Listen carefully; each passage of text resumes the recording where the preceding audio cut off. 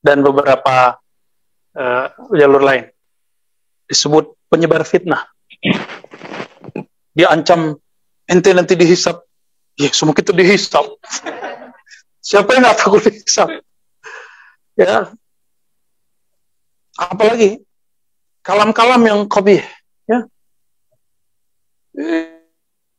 dokter apa nanti cari makan. Nah, antum di sini aneh minta tarif nggak?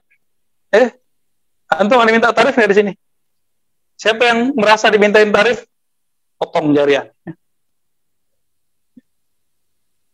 Gak ada kan minta tarif? Kalau antum mau beli pulsa silakan gitu aja kan. Pulsa ini pulsa. Bukan pulsa aneh. Pulsa ribat tempat antum ngaji. Ya antum kan pakai air dari sono. Ya tahu diri aja gitu.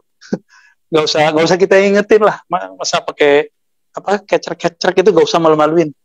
Ya. Yang elegan dikit. Ada yang memfitnah apa? Kamu membuat dusta palsu terhadap Syekh Shalih Fauzan Salafi. Kita semuanya pakai kitab kan? Nah, antum lihat polanya, lihat pola mereka. Ketika kita mengkritisi mereka dengan kitab, mereka anggap itu sebagai fitnah. Sebenarnya kalau dia ada, saya tanya lagi, fitnah itu apa sih? Ya, fitnah bahasa Indonesia bahasa Arab, beda nggak? Innama amwalukum wa auladukum fitnah, surat Taghabun. Itu artinya apa? Cobaan. Antum memfitnah Salafi. Oh iya, emang saya menjadi cobaan bagi Salafi. Ya. Tapi kalau fitnah dalam bahasa Indonesia, saya buat kabar palsu, kita bisa uji kekuatan kitab. Silakan datang ke Ribat, ya, kita debat. Tapi saya tidak akan datang kepada Anda karena saya nggak cari lawan. Saya hanya mempertahankan akidah yang saya yakini. Betul nggak? Kita mempertahankan. Jadi ketika mereka dikritik, itu adalah fitnah. Tapi kalau mereka mengkafirkan kita atau membid'ahkan kita, kalau mengkafirkan itu sudah sampai ke takfiri. Sekarang belum berani. Bahasanya masih halus. Cuma bilang, tawasul syirik. Tapi belum bilang kita ini musyrik.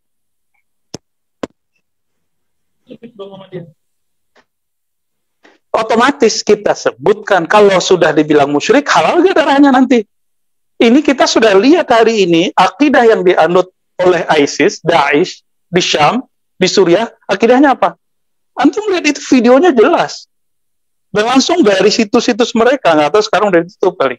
Ya, akidahnya 3, uluhiyah, rububiyah, asma wa sifat. Itu diajarkan dan dihafalkan. Nanti Salafi cuci tangan. Ya betul, saya juga tahu tidak semua Salafi itu berdarah-darah itu enggak ya. Ada Salafi yang niatnya baik, kita tahu. Saya punya tetangga Salafi baik banget.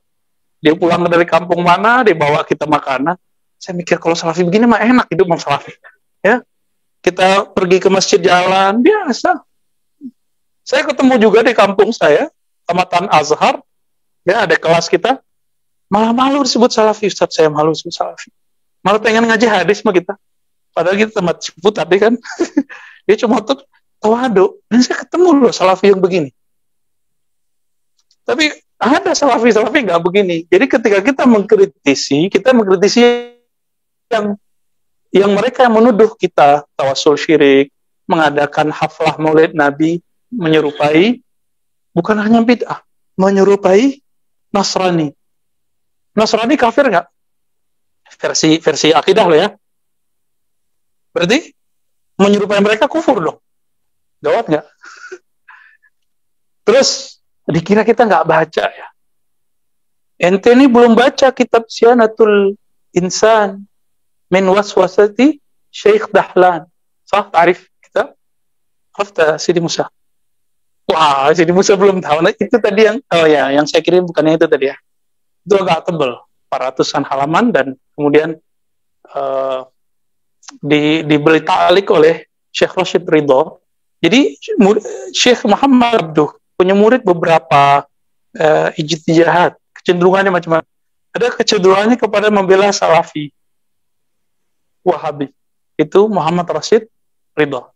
Maka di negeri kita, pendiri NU, pendiri Tarbiyah Islamiyah, pendiri-pendiri gerakan Aswaja di negeri kita, itu mereka ketika mengkritisi Abduh, itu yang kritisi adalah siapa? Rashid Ridho. Coba lihat, di Sumatera itu ada Syekh Jamil Jauh. Nulis kitab, apa judulnya yang pernah dikaji oleh teman-teman Perti, Tarbiyah Islamiyah? Tazkiratul Qulub. Syekh Jamil Jauh itu guru dari guru saya, Maulana Syekh Hasan Basri Jalil. Ini ada muridnya yang paling muda di sini nih. Tapi di bawah dia ada saya yang lebih muda lagi. Syekh Hasan Basri Jalil yang digelari Datuk saat itu ngaji tiga pesantren, 3 tarbiyah Islamiyah. Kemudian terakhir berguru ke sana. Syekh Jamil Jauh, kemudian murid-murid Syekh Jamil Jauh. Syekh Zakaria ya, gurunya Buya Imran ya. Ya, Imran ya. Buya Ali Imran. Ringan-ringan. Beliau mengkritisi itu karena apa? Karena Syekh Jamil Jauh berinteraksi dengan karya-karya dan murid-murid Syekh Ahmad Zaini Dahlan. Judulnya apa? Ada 2. Fitnatul Wahabiyah, satu lagi Ar-Raddu alal Wahabiyah itu, ya. Ad-Durr al-Saniyah, ya, Sunniyah. Ada yang baca Saniyah, ada yang baca Sunniyah. Kalau Saniyah artinya tinggi, Sunniyah berarti sunnah. Ar-Raddu alal Wahabiyah. Itu kitab nggak terlalu tebal. Ya. Dibantah nanti oleh seorang dari India, ahli hadis. Kita akui karena muhaddisan. Namanya siapa? Muhammad Bashir, dari salah satu kota New Delhi, Delhi baru. Ada satu tempat namanya Sahsawa atau apa namanya, sehingga dia dapat nisbah Sahsawani atau gimana bacanya. Karena itu bahasa apa, nisbah ke India ya. Ini bahasa ajam jadi agak ribet bacanya. Muhammad Bashir ini mengklaim dirinya pernah bertemu dengan Said Ahmad Zaini Dahlan di Mekah. Said Ahmad Zaini ini wafatnya 1304. 1304. Sekarang berapa? 14. Udah berapa tahun yang lalu? Lumayan ya. Coba hitung. 14 40. Tuh, hitung, mundur. 130 tahun. Sedangkan Muhammad Bashir ini meninggalnya sekitar ya 18 sampai 20-an tahun belakangan. Saya tidak bisa memastikannya karena tarajumnya belum kita dapatkan ya kapan wafatnya. Ya. Ada yang nulis tapi saya lupa berapa ya, tapi sekitar itu 13, 18-an atau 20-an. Nanti kita cek ya, karena ini persen tarikh kita bisa lupa. Muhammad Bashir Al-Muhaddis rahmatullah alaih, dia mencoba mengkritisi. Siapa yang dikritisi tadi? Said Ahmad Zaini Dahlan. Apa yang dikritisi 2 kitab tadi? Kitabnya tebal, sampai 400-an halaman. Ketika dicetak, tapi Syekh Ahmad Zaini Dahlan sudah wafat. Siapa yang kemudian merot terhadap dia? Jadi, beliau ini orang India, tapi mazhabnya tidak ngikutin mazhab orang India. Orang India mazhab biasanya apa? Hanafi. Akidahnya apa? Maturidi. Dia nggak ngikut itu. Dialah, boleh kita sebut, orang-orang yang termasuk awail, orang-orang awal, yang disebut sekarang kelompok Athariyah. Ya, dia ihtimam dengan sanad. Beda dengan Salafi sekarang, itu sanad ya baru berapa yang punya ya. Nggak banyak. Tapi kalau dia ini punya, sanad-sanad itu punya. Dan mempunyai kemampuan ilmu jarh wa ta'dil, mengkritisi riwayat hadis yang luar biasa. Muhammad Ibn Bashir. Saya sebut saja Al-Hindi ya, lebih enak. Al-Hindi. Muhammad Bashir Al-Hindi ini, dia klaim tadi ketemu, berarti dia ketemu berapa tahun? Kita nggak tahu kapan ya. Ketika dia ke Mekah, dia diskusi, mungkin berdebat, atau dia mendengar kabar tentang Said Ahmad Zaini Dahlan, kan bukunya kemudian dicetak. Ya. Lalu dia pergi ziarah ke Madinah, pergi ke Masjid Nabawi, dan tidak ziarah ke kubur Nabi. Dia pergi ke Madinah, dan tidak ziarah ke kubur Nabi. Kayaknya dia bilang-bilang ke orang, Zurtu al-Masjid Nabawi, walam azur kabran Nabi. Sepertinya dia ngomong. Apa sebabnya? Dalam beberapa terjemah beliau disebutkan, ya'taradu alaih. Karena dia tidak ziarah ke Nabi, maka banyak ulama mengkritisi dia. Kita usut-usut, siapa yang mengkritisi?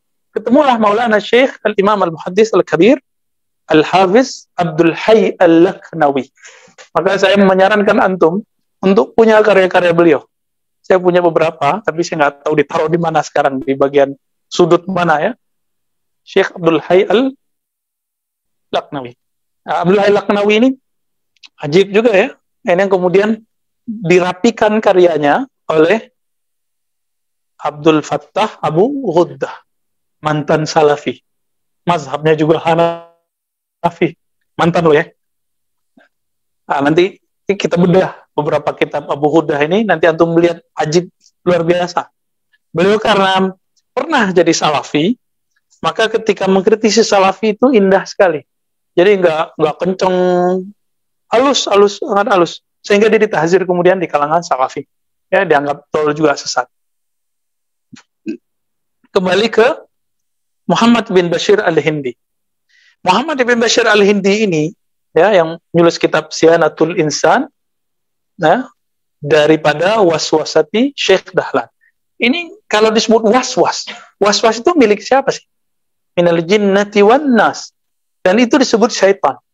Maka di sini dia sudah menganggap mufti Makkah Al-Mukarramah sebagai syaitan. Ini gawatnya.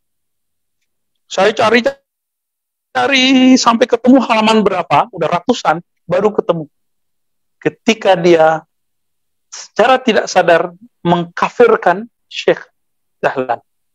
Tanpa dia sadari. Jadi dia sebenarnya nggak berkeinginan mengkafirkan.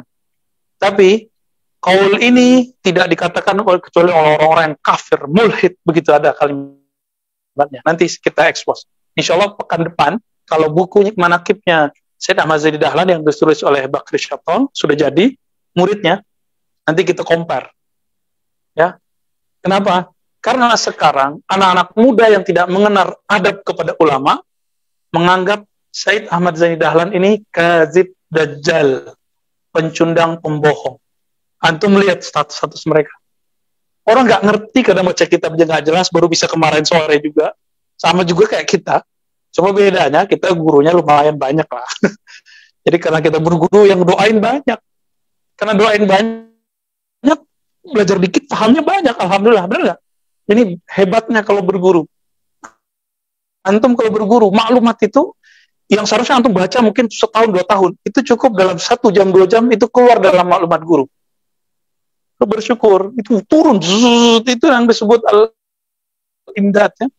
Turun begitu aja, orang bacanya bertahun-tahun, antum tinggal ngambil doang. Ini nikmat berguru. Saya tidak mau merendahkan Syekh Muhammad Ibn Bashir, karena bukan level kita mau merendahkan dia. Tapi kita boleh mengkritik nggak? Boleh. Saya juga nggak pernah merendahkan Syekh Shalih Fauzan. Pernah nggak? Nggak, kita mengkritisi dia. Kalau emang dia rajul ilmi, pasti menerima kritik. Sepakat nggak? Apakah kalau kita mengkritik disebut memfitnah? Enggak. Dia berandai-andai, ini kalau begini akan begini. Kenapa kita nggak boleh berandai-andai? Kalau ente mengkafirkan tawasul, maka akan terjadi nanti penghalalan darah sesama muslim. Dan itu sudah terjadi. India, Pakistan, Bangladesh, itu buktinya. Setiap musim maulid ada bom. Orang lagi maulid dibom. Mau kurang bukti lagi? Ya, ISIS mau kurang bukti lagi? Juhaiman tahun 79, Mekah. Mau kurang bukti apa lagi? Dan akidah mereka pakai tauhid yang 3. Berarti ada masalah dalam tauhid yang 3 ini yang harus diperbaiki definisi-definisinya. Kita juga ada istilah uluhiyah rububiyah loh ya, tapi beda dengan definisi mereka. Uluhiyah bagi kita, Allah memandang keesaannya pada zatnya. Rububiyah bagi kita, Allah memandang keesaannya pada kemajmukan makhluknya. Al-wahdah fi zatihi wal wahdah fi makhluqatihi.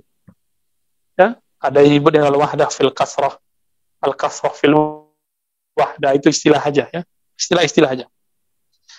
Maka teman-teman yang melakukan Allah,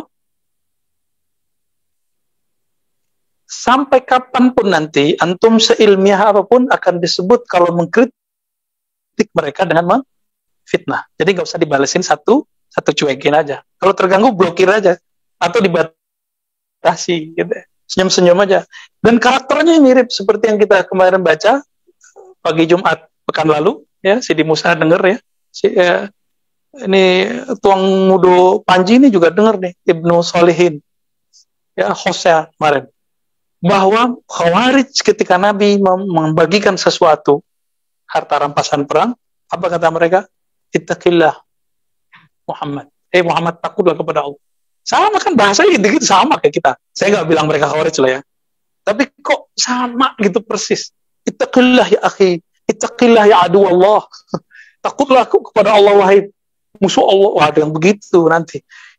Allah yahdi, semoga Allah berhidayahmu. Kita udah ingetin berkali-kali.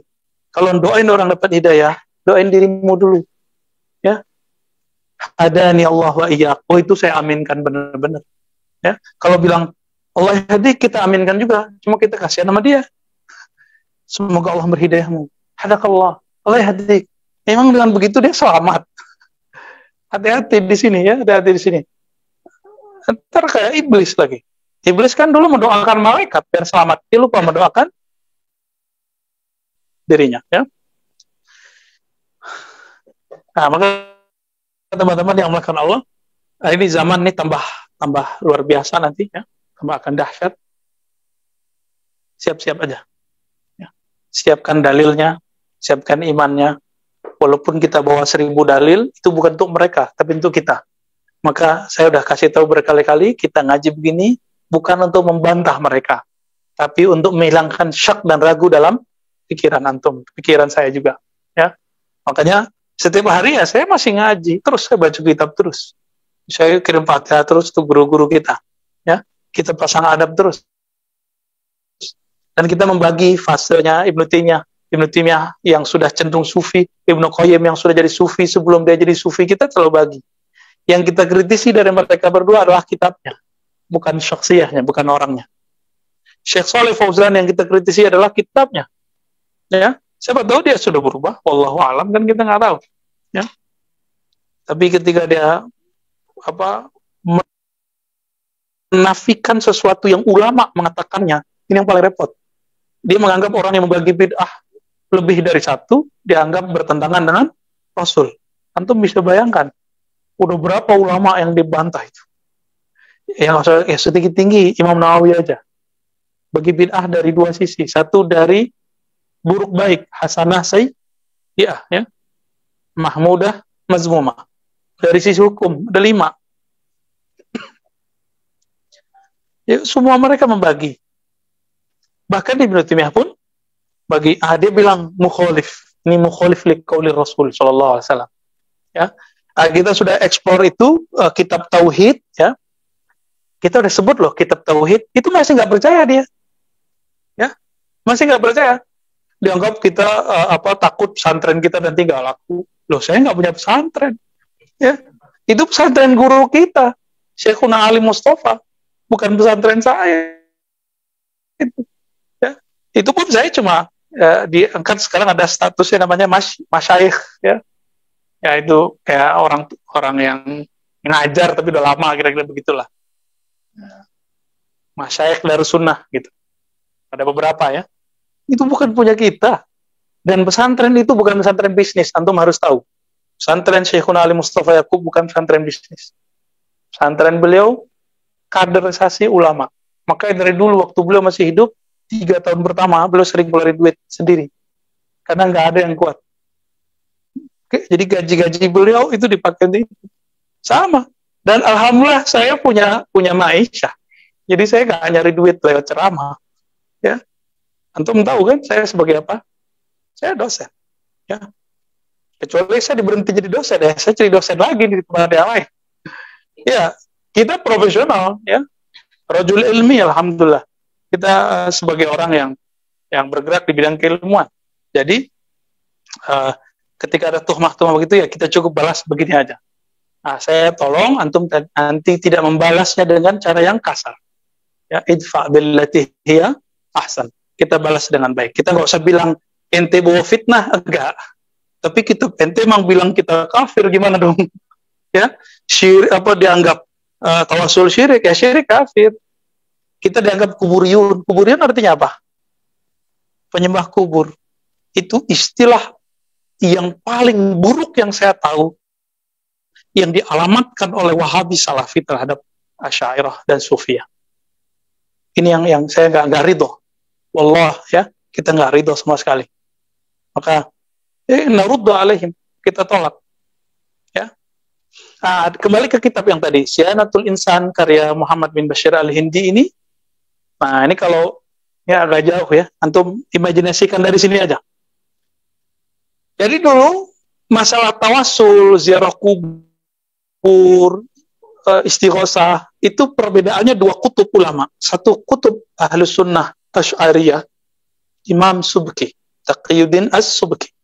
Satu kutub Salafiyah, sebut kutub juga ya. Kutub di sini arti poros ulama. Itu Ibnu Taimiyah. Ya, semoga Allah merahmati mereka berdua. Amin. Ini ulama beda nih ya. Coba lihat. Tapi Ibnu Taimiyah membolehkan tawassul dengan syarat bi imanina wa hubbina ila nabi, dengan iman dan cinta kita kepada, tapi nggak boleh dengan kehormatan nabi. Bagi dia nabi tidak berdaya. Canggih juga kan akidahnya Ibnu Taimiyah. Berarti dia layak arifun nabi hakikat. Kalau kita mengenal siapa nabi, maka itulah yang dikatakan Izzuddin bin Salam sebelum Ibnu Taimiyah, bahwa tawassul hanya layak kepada nabi. Kepada selain nabi nggak boleh. Siapa yang ngomong? Izzuddin bin Salam, murid Abu Hasan Asy'adzili. Karena dia mengenal man huwa Muhammadun sallallahu alaihi wasallam. Ya, sebenarnya secara hakikat yang boleh cuma Nabi Muhammad. Kalau ada orang tawassul dengan Syekh Abdul Qadir, itu karena beliau pewaris Nabi Muhammad atau pewaris iblis? Pewaris Nabi Muhammad sallallahu alaihi wasallam. Jadi hakikatnya kalau orang tawassul dengan Syekh Abdul Qadir, itu tawassul dengan Nabi sallallahu alaihi wasallam. Tawassul dengan Muhammad Bahauddin Syekh Naqsyabandi rahmatullahi alaihi wa qaddasallahu sirrah. Sama, itu karena beliau pewaris al-waris al-Muhammadi. Tapi Ibnu Taimiyah menganggap nggak ada sesuatu pun di sisi Allah. Oke, kita anggaplah Ibnu Taimiyah lagi fana kepada Allah. Husnuzon ya. Lagi tenggelam hanya memandang Allah semata. Oke, kita uji. Oh, ternyata dia membedakan tawassul masih hidup sama yang mati. Loh, kalau dibedakan berarti nggak fana-fana juga dong. Kalau tawassul sama orang hidup boleh, hadir boleh, kalau meninggal nggak boleh. Dia terjebak apa? Materialisme. Orang kalau mati, dia anggap mati udah nggak bisa ngapa-ngapain. Nah, ini kesalahan besarnya. Oke, beliau ini punya murid yang berpolemik bukan Ibnu Qayyim, tapi antum kurang kenal namanya Al-Imam Al-Hafiz Ibnu Abdul Hadi. Ibnu Abdul Hadi. Ibnu Abdul Hadi ini meninggal juga cepat ya rahmatullahi alaihi wa ghafarallahu lahu. Yang nggak lama setelah Ibnu Taimiyah dia meninggal juga. Menulis kitab namanya As-Sarimul Manki. Ya, penolakan terhadap Firraddi ala Subki.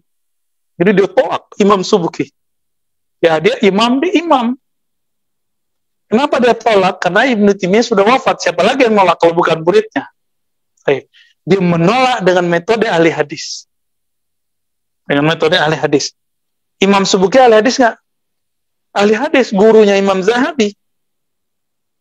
Imam Subki ini gurunya Imam Zahabi. Subki yang Taqiyuddin. Ya. Tapi mereka ini sama-sama ngaji juga. Apakah Imam Subki kemudian balas? Secara tulisan kita nggak dapat. Tapi secara kabar dari anaknya dan muridnya, Tajuddin Subki, dia membalas. Dia membalas lah. Meninggal Ibnu Abdul Hadi. Ibnu Abdul Hadi, antum nanti lihat disertasi saya. Itu sudah dibagi PDF ya, coba dibagi ulang lagi di Musa nanti ya, biar manfaatnya lebih. Kita sudah wakafkan itu. Alhamdulillah penerbit Darus Sunnah juga mau. Nah itu teman-teman, saya juga nggak ngambil apa-apa di situ. Itu dari awal untuk Darus Sunnah semua itu. Ya. Kecuali ada bagian-bagian saya yang saya bagi-bagiin. Walau alam apakah saya ngambil, tapi saya rasa saya nggak ngambil. Oke. Di situ kita sebutkan kritik Al-Imam Ibnu Abdul Hadi terhadap Imam Subki. Tuduhannya Masya Allah. Kalam-kalamnya betul-betul keras. Ya. Saya kalau sebutkan di sini ya, nggak pantas lah.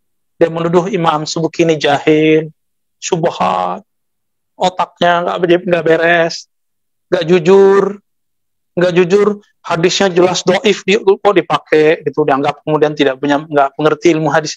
Jadi gaya-gaya begitu sampai sekarang kejadian ya. Jadi ya cucu membahnya sama. Sampai ke sono begitu kalamnya. Didorong ya. Oke. Sama nggak kalamnya? Sama. Fitnah, syubhat. Ya, sekarang kan Sidi Musa ntar lagi dipanggil Ustadz Subhat. Kalau kita udah lama dipanggil Subhat, udah biasa ya. Ya, alhamdulillah dibilang Subhat oleh mereka. Kalau yang bilang Subhat guru kita, kita nggak terima ya. Kita minta diperbaiki sama guru kita nanti. Karena kalau kita Subhat, berarti gurunya Subhat juga dong. Baik. Kita lihat di situ, ternyata yang bermain adalah kritik sanad. Dan kita perlu tahu, kritik sanad itu ijtihad atau ilham dari Allah. Wahyu suci atau ijtihad manusia. Ijtihad artinya apa? Ya, usaha maksimal seorang manusia untuk memahami sesuatu yang bisa salah, bisa benar. Emang siapa jaminannya Ibnu Abdul Hadi ini benar? Kan nggak ada. Sebagaimana tidak ada jaminannya Imam Subki itu benar. Sebagaimana tidak ada jaminannya Ibnu Taimiyah itu benar. Juga tidak ada jaminannya mereka salah. Sama-sama nggak pasti salah, nggak pasti benar. Tergantung antum nanti mengikuti definisi yang mana. Nanti kan dibalas sama Imam Tajuddin Subki ya, dalam karya-karyanya. Dalam Tabaqatnya itu kelihatan dia mengkritisi Zahabi, mengkritisi Ibnu Abdul Hadi. Kelihatan, silakan dibaca. Itu Tabaqat Syafi'i Al-Kubra. Alhamdulillah, seingat saya selesai bacanya. Alhamdulillah. Mungkin ada beberapa yang saya lupa atau kelewat, wallahu alam. Tapi seingat saya selesai. Begitu juga Al-Bidayah Ibnu Katsir. Kita compare. Mulai dari penciptaan awal pertama alam sampai ke zamannya dia. Alhamdulillah, itu betul-betul novel terindah yang kita baca. Ngalahin ayat-ayat cinta. Dan ayat-ayat benci. Teman-teman, ketika dicek ke bawah, ya Ibnu Abdul Hadi, turunannya nanti Muhammad bin Wahab, terus turunannya nanti yaitu Muhammad bin Bashir al-Hindi. Jadi Muhammad bin Bashir al-Hindi banyak mengutip karya Ibnu Abdul Hadi. Dia juga punya penelitian sendiri. Jadi nanti arahnya ke situ. Jadi karena dia sudah berkiblat kepada Ibnu Abdul Hadi, kepada kalam Ibnu Taimiyah, Ibnu Qayyim, Imam Syaukani, hasilnya gimana? Dia pasti menganggap tawasul yang ada di kalangan aswaja Ahlussunnah itu bid'ah syirik. Sedangkan Ahmad Zaini Dahlan dia kiblatnya kemana? Syafi'iyah, Asy'ariyah. Nanti ke atasnya siapa? Imam Zakaria Al-Ansari, terus sampai ke Subki. Jadi ini dua beda deh. Sampai kiamat, ini gak akan berhenti. Ini kita sudah kasih tahu ya. Hatta yaumil kiamah. Sampai Imam Mahdi kemudian keluar baru beres masalah. Jadi antum siap-siap aja, nggak ada ceritanya tauhidul kalam. Tauhidus sufuf itu nggak mungkin kecuali oleh Imam Al-Mahdi. Kita nggak. Kita bukan Imam Mahdi soalnya. Teman kita aja namanya Imam Mahdi ya. Nggak ada. Kita hanya bisa ya melihat dua ini secara proporsional. Boleh nggak kita memilih salah satunya? Antum milih yang ini juga boleh. Sebab Muhammad bin Bashir nggak ada larangan. Tapi saya memilih Ahmad Zaini Dahlan. Kenapa? Nah, kita sebutkan alasan kita. Ya. Allahumma shalli ala sayyidina Muhammad. Said Ahmad Zaini Dahlan. Beliau ini gurunya ulama dunia. Termasuk Nusantara. Baik. Beliau punya murid Syekh Ahmad Khatib Al-Minangkabawi. Cuma Al-Minangkabawi ini lebih sering ngajar kepada asistennya Syekh Bakri Syato yang nulis manaqib Said Ahmad Zaini Dahlan yang belum diprint, masih di Musa ya. Semoga nanti pekan depan sudah ada ya, insyaallah. Semoga nanti kalau karya Muhammad bin Bashirnya ada, ini bisa kita beli juga, baru dapat PDF-nya yang dita'alik oleh Rashid Ridha rahmatullah alaih. Oke, Ahmad Khatib Minangkabawi. Siapa lagi yang sepantaran dengan beliau? Nawawi Al-Bantani itu sebenarnya murid ya, guru ya, gurunya Ahmad Khatib, teman iya. Murid ya, jadi mereka ini saling berbagi, mudabbaj. Maka kalau di sanad, walaupun Syekh Nawawi memimpin jadi mufti Mekah setelah Syekh Ahmad Khatib, Tapi sebenarnya Syekh Nawawi adalah gurunya Syekh Ahmad Khatib. Kalau di sanad Ahmad Khatib Anin Nawawi. Jadi secara umur beliau sama Syekh Nawawi ini dengan Ahmad Zaini Dahlan, tapi umurnya panjang. Beliau wali kutub di zamannya. Alhamdulillah Rabbil Alamin. Syekh Nawawi Bantani. Wali kutub di zamannya. Kita punya wali kutub. Ya, beliau kan keturunan Rasulullah juga di jalur Syarif Hidayatullah Cirebon. Syarif itu karena al-kutub, kalau al-ghaus wajib dia seorang zuriat Nabi, zahir batin. Kalau kutub doang bisa cuma zuriat rohani, pancaran Nabi. Tapi kalau al-ghaus al-kubra itu pasti zahir batinnya zuriat Nabi sallallahu alaihi wasallam. Siapa lagi? At-Tirmidzi. Tirmidzi ini mulai dari mbah, ayah, anak, itu semua ulama. Ya. Muhammad bin Abdullah bin Abdul Mannan. Sah? Benar ya? At-Tirmidzi. Plus juga mursyid thariqah Syadziliyah dan Khalwatiyah. Karena di kitabnya, sanadnya, beliau kan punya kitab sanadnya yang kita baca dengan murid-murid Syekh Yasin, di situ ada sanad talqin Khalwatiyah, thariqah khal, dan al-ajab mahwa Sidi Ahmad Khatib Al-Minangkabawi mursyid thariqah Khalwatiyah. Wahabi dari mana? Ya, dia salafi. Ente nggak baca kitabnya sih. Ya, dan dia bertawasul kepada Rasulullah, disumpir semua kitab-kitabnya bijahin Nabi sallallahu alaihi wasallam. Bijahin Nabi, penutup pembuka bijahin Nabi. Kenapa? Karena dia murid langsung dari Sidi Ahmad Zaini Dahlan dan lama mulazamah dengan beliau, Syekh Bakri, atau pengarang I'anatul Talibin. Maka kita I'anatul Talibin ini jadi buku wajib di pesantren, semua pesantren Salafiyah, Asy'ariyah, Syafi'iyah Indonesia. Ini harus ditambahin ya, karena Salafiyah macam-macam hari ini. Ya. Sidi Musa belajar I'anatul Talibin nggak? Yang dulu tarbiyah Islamiyah belajar kan? Nggak belajar, nggak sah antum. Batal. Kalau saya dulu belajarnya di surau kepada Allah yahfaz, masih hidup, Syekh Abuya Nu'man Bashir, ya, As-Samani Asy-Syadzili. Beliau masih hidup.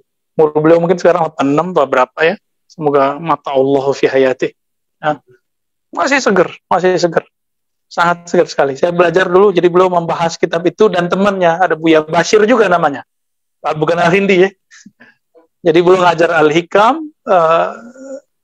Ihya Ulumuddin, dikit di surau dulu. Jadi dulu surau itu jadi basis kita baca kitab. Walaupun saya nggak nyantri seperti antum nyantri di Jawa. Baru saya ke Jawa, baru saya nyantri. Nyantrinya pas kuliah. Ya. Santren mahasiswa.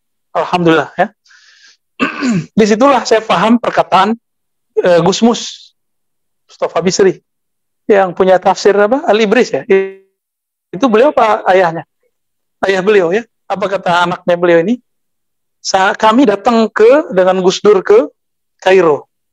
Setelah kami lihat ternyata kitab-kitab yang dikaji di sono sudah kami khatamkan semua di pesantren. Kenapa? Ini nggak berlebihan. Karena dulu yang membawa kitab-kitab itu ke pesantren itu murid-murid dari Syekh Ahmad Khatib Minangkabawi, murid-murid dari At-Tirmidzi, murid-murid dari Bakri Syatah, murid-murid dari mereka yang Umar Bajunaid. Umar Bajunaid ini guru dari pendiri Tarbiyah Islamiyah, Syekh Sulaiman Rasuli, termasuk Parabe, ya, Al-Qadi Abbas, Parabe, ya, Ibrahim Musa, ya, Ibrahim Musa lagi nih, termasuk yang di Medan itu apa, Al-Wasiliyah, ya, Tuan Guru Mustafa, termasuk yang ada di Aceh. Itu jalurnya ke sana semua, ketemu murid-murid beliau, ya, Tuan Syekh Muda Wali. Gelar Syekh Muda kan dari Minang diambilnya, karena beliau ngambil thariqah kepada orang Minangkabau. Tapi kemanapun pergi disuruh ngajar. Itu Syekh Muda Wali. Kemanapun pergi itu debat orang kalah dia sudah jadi ustadz di situ, jadi kiai di situ. Ajib itu orangnya. Kayaknya zaman sekarang susah hanya ada orang begitu. Jadi sama-sama jangan sembarangan sama khirij dalam negeri, Ya, lulusan-lulusan dalam negeri kadang-kadang lebih garing, lebih tajam kadang daripada lulusan luar negeri. Tapi kita juga tidak menutup mata terhadap yang di luar negeri. Ya sama-sama lah. Ternyata al-ibrah laisa bil makan. Orang itu dinilai bukan dia tamatan mana, tapi gurunya siapa, sanadnya kemana. Itu baru sohean tuh. Ya, maka ketika orang itu pinter, yang ditanya, ini murid siapa sih? Gitu orang dulu. Muridnya geblek juga yang ditanya siapa? Ini gurunya siapa sih? Segitu. Ya, nauzubillah min dzalik. Ya, semoga kita termasuk murid-murid yang bisa membanggakan guru-guru kita. Amin ya rabbal alamin. Saya takut juga ya, minta ampun kepada Allah jika saya ini memalukan guru-guru saya. Ya, termasuk antum semua lah. Ya, untuk guru-guru kita semua dan sanad kita kepada Syekh Ahmad Zaini Dahlan. Al-Fatihah. Alhamdulillah. Bismillahirrahmanirrahim.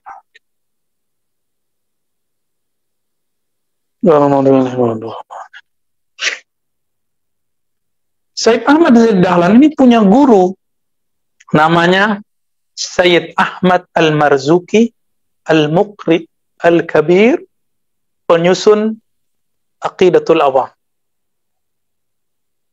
Gimana tuh? Canggih nggak orang kita? Dan kitab itu sekarang diajarkan, udah jadi bahasa Indonesia, udah diterjemah, udah jadi bahasa Jawa, bahasa Sunda, bahasa Betawi, bahasa Melayu. Semua bahasa di negeri kita sekarang sudah menghafalkan sifat 20. Dulu, langsung kalau Sumatera Barat, kampung saya, itu langsung Syekh Abdurrahman Al-Batu Hampari. Batu Hampar. Beliau pendiri Al-Manar. Santren. Mukri. Mursyid Thariqat Sufiyah. Ya, banyak thariqat yang dipegang, tapi yang terkenal sekarang cuma Naqsyabandiyah. Beliau ini umur panjang lebih dari 120 tahun. Terakhir saya dengar 120 tahun. Dulu saya dengar 150 tahun. Antara itulah, 20 sama 30. 20 sama 50. Beliau ini langsung ngaji kepada Sayyid Ahmad Al-Marzuki. Gurunya siapa? Ahmad Zaini Dahlan. Jadi mereka semasa. Ajib nggak? Jadi guru-guru kita di negeri ini ada yang semasa dengan beliau. Itulah Syekh Abdullah Ibn Abdul Mannan At-Tarmasi. Beliau dan ayahnya semasa dengan Syekh Ahmad Zaini Dahlan.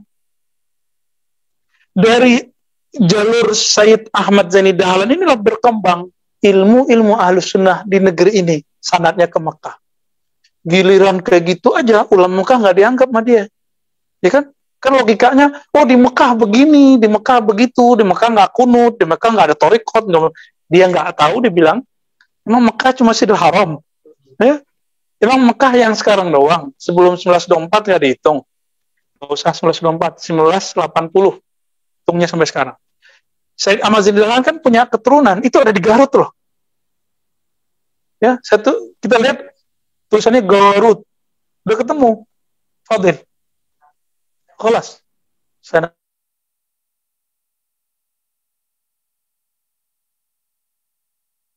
Tes'in.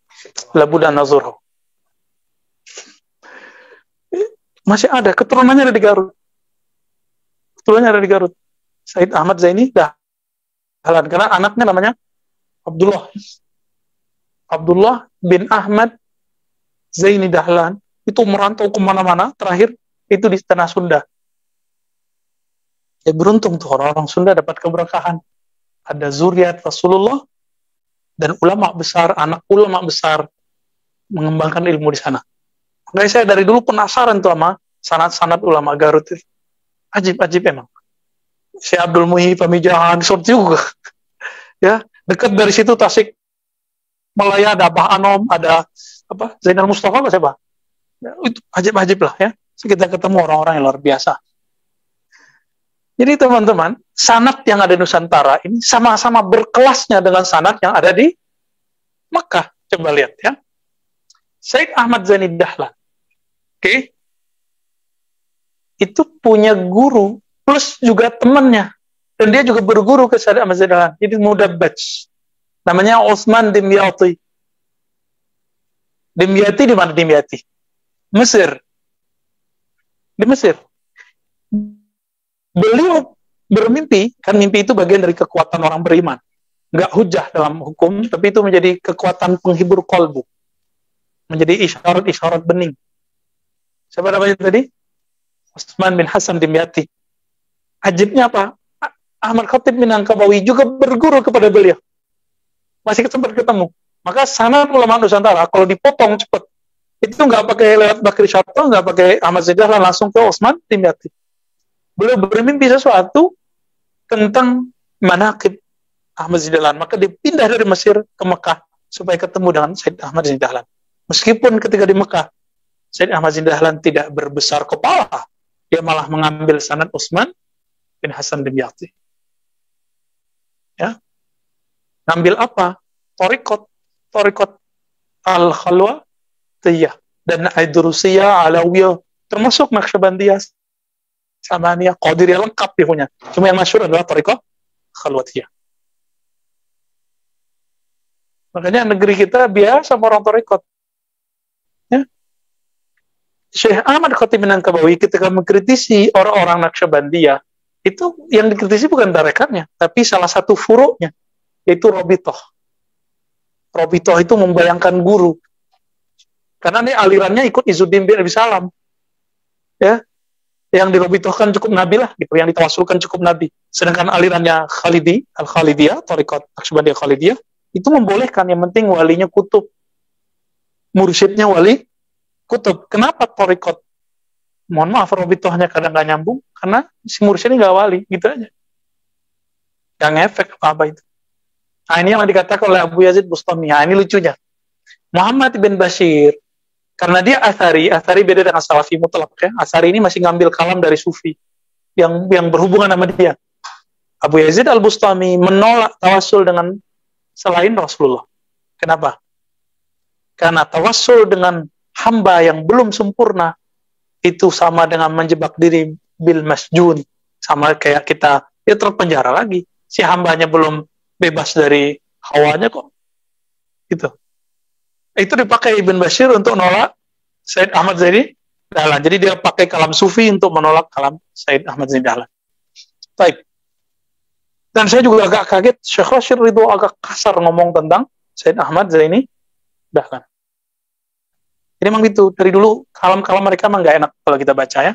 Dan kita nggak ada maksud untuk itu, kita hanya ingin memperbandingkan nasab keilmuannya ke atas. Satu ikut Ibnu Abdul Hadi, Ibnu Taimiyah, satu ikut Subki. Antum tinggal pilih. Cuma saya memilih jalur Imam Subki, karena itulah jalur Said Ahmad Zaini Dahlan yang diturunkan ke negeri ini, sehingga ulama kita dapat mengislamisasi negeri ini. Alhamdulillahirabbil alamin. Tuh, baru ngomong sanad doang gitu tuh, ya. Jadi sanad kita kemana aja nih? Tersebut sanad Aqidatul Awam. Saya ngambil dari guru saya, masih hidup, Abu Yadahnar. 86 berapa umurnya. Beliau sudah dorir al-an, ya. Sudah nggak bisa lihat kayaknya. Gurunya juga dulu begitu. Beliau ngambil dari Syekh Muhammad Arsyad Al-Minkabawi, bukan Banjari, bin Abdurrahman Al-Batu Hampari. Syekh Muhammad Arsyad ngambil dari ayahnya. Sebenarnya ada jalur Mekahnya, tapi kita ambil jalur yang kita aja. Beliau ngambil dari Ahmad Al-Marzuki. Ya, termasuk Said Ahmad Zaini Dahlan. Jalur di situ. Oke. Itu akidah sifat 20. Sekarang apa lagi nih? Thariqat. Oke, thariqat kita. Thariqat kita jalurnya banyak. Musyaziliyah, Naqsyabandiyah, apa yang mana nih? Naqsyabandiyah, ya? Oke. Naqsyabandiyah saya ngambil dari beberapa guru. Pertama kita ngambil dari Muhammad Nuruddin, beliau wafat, kemudian saya ambil dari muridnya, Abuya Kasril, ya. Al-Khalidi, beliau ngambil dari Syekh Muhammad Ayas Sultani, jadi gurunya. Muhammad Nuruddin ngambil dari Ayas Sultani. Ayas Sultani ngambil dari Syekh Muhammad Zahid. Muhammad Zahid dari Muhammad Ilyasin. Ilyasin ngambil dari Muhammad Jamil. Muhammad Jamil ini teman Sulaiman Zuhdi di Mekah, tapi dia tinggal di Sumatera Barat. Sulaiman Zuhdi. Beliau ngambil dari mertuanya, Muhammad Tahir Al-Makki Al-Minangkabawi. Beliau pulang. Ya, pulang kemudian berkubur di tempat yang sama. Masjidnya sekarang bukan jadi masjid Surau Suluk lagi, udah jadi masjid biasa. Biasanya nggak tahu tarbiyah apa Muhammadiyah, ya. Yang penting nggak dibongkar aja, ya. Aman, udah biarin. Taib. Muhammad Tahir ngambil dari Sulaiman Qarimi. bareng dengan Sulaiman Zuhdi, jadi temenan juga. Sulaiman Qorimi, sebelum ke Sulaiman Qorimi ngambil kepada Syekh Ismail Al-Minkabawi Al-Makki, yang meninggalnya diperdebatkan apakah di Batu Sangkar atau meninggalnya di Riau. Lebih lama di Mekah, dan beliau mengkritisi, termasuk beda. Jadi selama ulama tarekat itu saling mengkritik juga. Dia mengkritisi Abdul Azim Al-Maduri, mengkritisi Syekh Al-Bimawi, mengkritisi jalur tarekat Qadiriyah wan Naqsyabandiyah. Karena dia dianggap taufik yang ono. Tapi ya itu ijtihad mereka. Ya. Nyampe di kita, karena kita mengerti sejarahnya, kita tidak perlu marot lagi, mengkritisi lagi. Itu hanya perbedaan furu dalam thariqah. Oke. Apa lagi? Sulaiman Qorimi, Syekh Ismail dan Sulaiman Qorimi ngambil dari Said Abdullah Afandi Al-Makki, kemudian beliau dari Qutbul Khalidiyah, Maulana Al-Imam Al-Khalidi Al-Baghdadi Ad-Dimashqi. Nih, coba lihat Imam Khalid. Oke, Imam Khalid ini punya murid nanti di Turki. Namanya Al-Imam Al-Arwadi. Al-Imam Ahmad ibn Sumay Al-Arwadi, pengarang kitab Jami' Usulil Awliya. Tahu ya? Tahu aja deh. Di situ ada 3 thariqat pilarnya. Tapi dia nyebutkan 40 thariqat yang kemudian menjadi ada ART-nya Jatman sekarang ini. Di situ ada Ghazaliyah, Akbariyah, Khalwatiyah. Siapa yang dapat sanad dengan jalur ini, maka dia sudah dapat sanad 40 thariqat. Dan alhamdulillah kita dapat. Fadil juga dapat banyak. Ya. Tinggal ngamalin aja tuh, Dil. Tinggal talqinnya ente belum. Ya. Biar nyambung dengan Rasulullah, nggak hanya musalsal zahir, tapi musalsal bahas. Ya. Kalau musalsal batin kita sebut muttasil, nyambung rohaninya. Kemudian Al-Arwadi ini punya murid namanya Ahmad Diyauddin Al-Khumushkhanawi.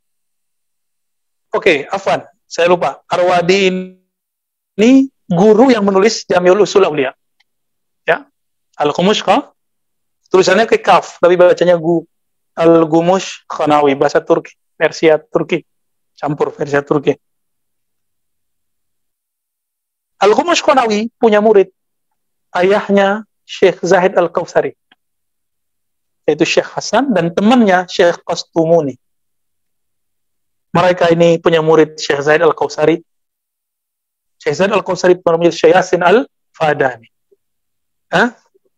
Termasuk Abu Ghuda, benar, Abu Ghuda, termasuk siapa namanya, Al-Harari, ya, semasa, tapi nggak disebutkan beliau di sana, tapi beliau memuji salah satunya. Termasuk Al-Muti'i, Muhammad bin Bakhit Al-Muti'i, yang merupakan pemegang sanad qiraat, sanad Hanafiyah, sanad thariqah. Yang lucu apa? Teman kita membanggakan sanad-sanadnya. Teman saya ada orang Salafi membanggakan sanad-sanadnya dari Mesir. Ya, sanadnya sanad Quran. Kita cek, ternyata ke Al-Muti'i, Ibn Bakhit Al-Muti'i. Ya, kita ketawa sampai ke atas Zakaria Al-Ansari. Dia membatalkan apa yang diyakini, apa yang diamalkan oleh imam-imam yang dibanggakan sanadnya. Antum bayangkan. Maka kiamat tidak akan terjadi sampai orang yang akhir akan menghujat orang yang belakangan. Walaupun dia nggak sadar. Itu terjadi. Jadi sanad kita berkelas nggak? Syekh Yasin Al-Fadani, Syekh Muti'i punya murid. Ada yang di Azhar, ada yang di Yaman, ada yang di Syam, ada yang di Maroko, ada yang di Indonesia, ada yang di India, ada di seluruh dunia. Jadi kita setara dengan mereka. Jadi jangan kemudian bilang, ini tamatan sini. Belum tentu. Ya, belum tentu tamatan mana itu lebih jelek. Buktinya Gus Baha, antum tahu. Ya, sampai Pak Quraisy Shihab geleng-geleng kepala. Ajib. Ya, ajib. Ada Gus Dewa sekarang ya. Baca kitabnya juga bagus. Banyak Gus-Gus itu. Ya, ajib-ajib mereka itu. Gus Dur nggak mau kuliah di Al-Azhar. Pindah ke Baghdad. Pas di Baghdad sama aja dibalik lagi. jalan-jalan aja, kayaknya belum ziarah, belum kerjaannya kan. Ketemu ulama, ketemu kiai, Allahumma sholli ala Muhammad. Jadi teman-teman, saya bersyukur, alhamdulillah Allah pertemukan dengan guru-guru mulia dan diberikan ilmu sanad. Dan alhamdulillah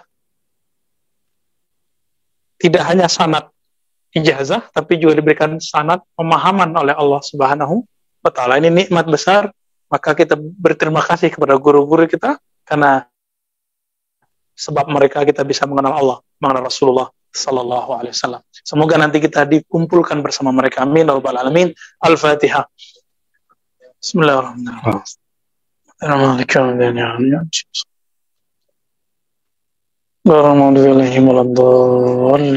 Amin. Aina tawaqafna Sidi Musa? Kam baqiyah? Min al-waqt. Oke, Sa'ah tawil. Terakhir mazal di Karomat Aulia. halaman Halaman wa Mani. baik.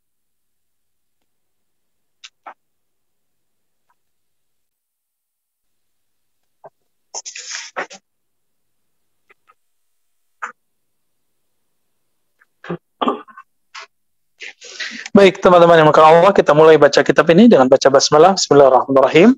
Bisanad yang mutasil al-imam al-hafiz al-muhaddis al-muhaddas al-kutub al-syahir al-imam al-hakim at-tirmizi qala fal anbiya wa rusul. Kita mulai sedikit dari halaman 207 bagian bawah. Fal anbiya wa rusulu lam ya'manu al-makra ba'da al-bushra. Oh, setelahnya. Ya, nanti dimulai dari sini. Walaisal makru 'indana ma yaqiluhu al-'am. Ya. Jadi ketika ada ayat surah Al-A'raf ayat 9, fala ya'manu makrallahi ilal qaumal khasirun. Maka makar apa ini? Apakah ini makar versi orang awam atau versi ulama? Kalau versi orang awam, makar itu perubahan nanti di akhir umur. Jadi su'ul khatimah. Tapi makar menurut ahlullah, para aulia, bukan itu. Apa itu? Ya. Ketika nanti terjebak pada syatahat yang tidak bisa dipertanggungjawabkan. Bisa disebut syatata, kan di Quran ada syatata ya. Syatata. Syatahat atau syatata, sama. Wa ma qalu inna hadha yu'addi ila zandaqa falitash'ari hal yadri ma zandaqa. Kalau persoalan karomah ini, menzahirkan karomah ya, dan macam-macamnya dianggap menyebabkan orang terjebak kepada kezindikan, maka beliau nanya balik, seperti saya nanya tadi, kita dituduh memfitnah nih, kita nanya balik, fitnah itu apa sih? Nah, ini beliau nanya balik. Nah, begitu usul ulama kita dari dulu, ketika orang menggunakan suatu kalimat menyerang kita, kita tanya balik, maksud kalam dia apa? Maka dia bertanya, falaita sya'ri hal yadri mazzandaqa. Ya, halaman 208. Ya, betul. Sebenarnya dia ngerti nggak sih apa kalimat zindik itu artinya apa? Ya. Ya, fadal. Sama nih. Sufi dari dulu dibilang zindik nggak? Yang nuduh zindik itu ngerti nggak zindik itu apa? Boleh di tangga, boleh Pak, silakan. Fadal. Kalau mau adem dikit di tangga. Ya lah, bahas. Insyaallah aman. Insyaallah Allahumma shalli ala sayyidina Muhammad salatan tadfu anil bala wal waba wa kulli syar'an ya rabbal alamin. Aw sami'a an-nas yazkuruna isman qabihan fatafiqa yuraddiduhu kal. Apa itu bacanya Sidi Musa? Enggak jelas nih.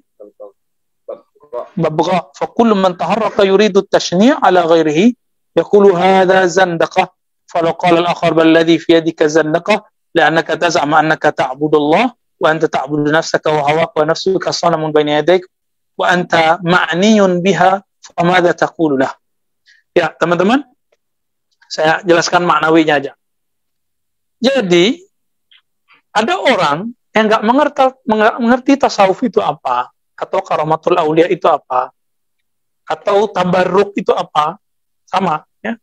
Lalu cuma dengar ada orang ngomong kalau menzahirkan karamah, menampakkan tawasul, tabarruk, ini bisa membuat orang terjebak pada zindik, kesesatan, pengkultusan. Kira-kira begitu. Sama nggak sekarang mereka gitu ngomongnya? Sama ya? Jawaban beliau apa?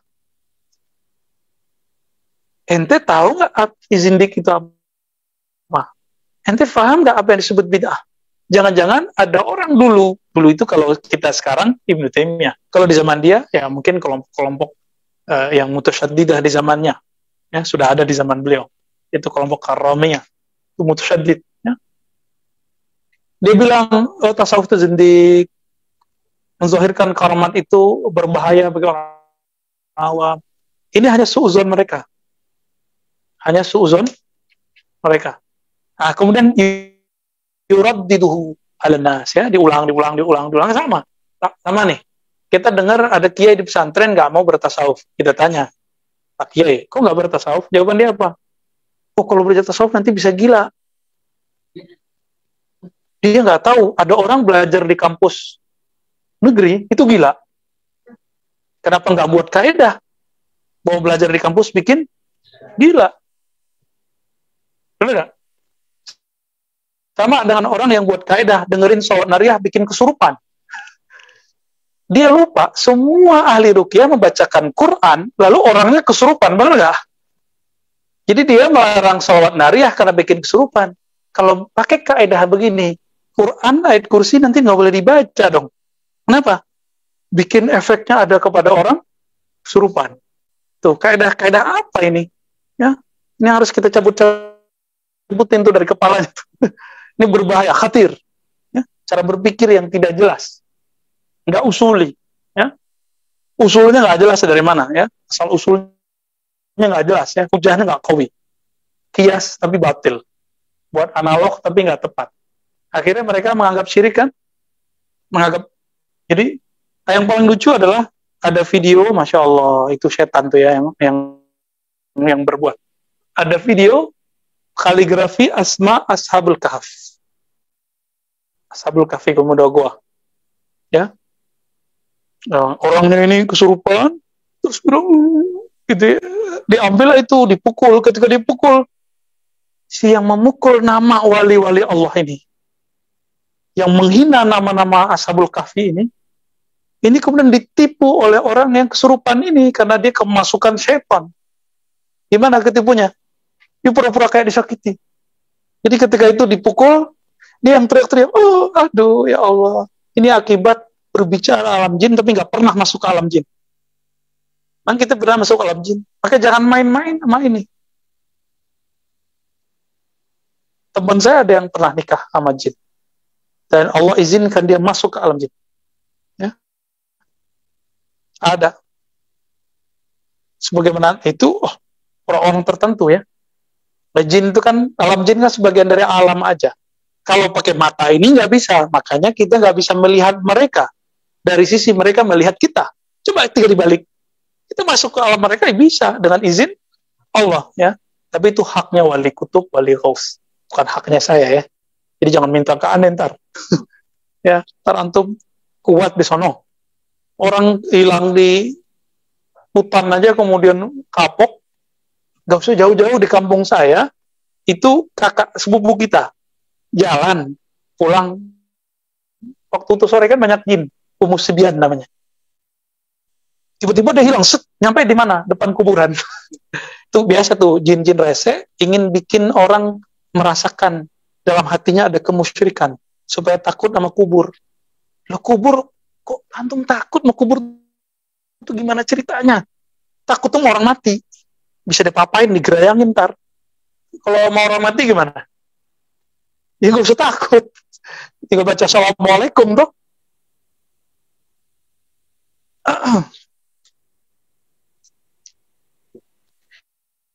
Wa amma qawluhu la ya'lamu fis samawati wal ardi al-ghaiba illa Allah fa ilmul ghaibi inda Allah kan min ghaibin ittala alaihi rasuluhu fa ayatu hujjatin fi hadha. Nah, ini hati-hati nih.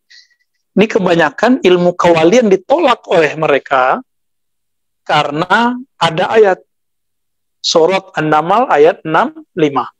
Wa la ya'lamu tidak mengetahui man fis samawati wal ard.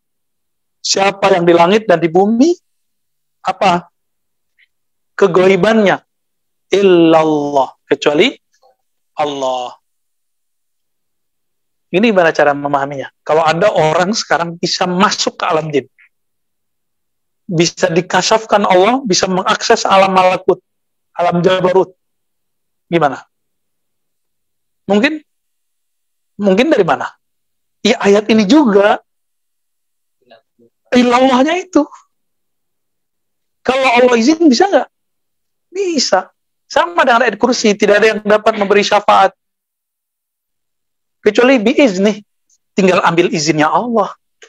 Maka izin inilah yang membuat orang bisa masuk ke alam jabarut, alam malakut, alam kusut, ya alamnya antum itu ya. Ayat ini, giliran dia pakai ayat ini harus benar. Giliran kita balikin, emang ayat itu menolak ilmunya para wali kan enggak. Justru ayat ini hujjah bahwa wali itu tahu sesuatu dengan izin Allah. Maka seorang wali itu nggak usah ditakutkan. Mereka tambah tahu alam gaib, tambah takut kepada Allah, tambah iman deh kepada Allah. Nggak akan jadi berubah. Kalau antum kan dikasih karomah dikit bisa berubah. Bisa berubah serius insya Allah. Ya, sekarang ini dikasih ilmu sama Allah biar bisa doanya mustajab. Apa aja mustajab? Ntar paling pakai melet orang kan? Ya, haram, melet orang itu haram. Ya, melet orang itu kan sihir, nggak boleh, haram. Ya. Walaupun pakai Bismillah, iya, kecuali antum mau ngelamar dia, sholat rakaat baca doanya meletnya mintanya kepada Allah, kan biiznillah juga, ya. Ya. Taruh kita bisik-bisik deh ya.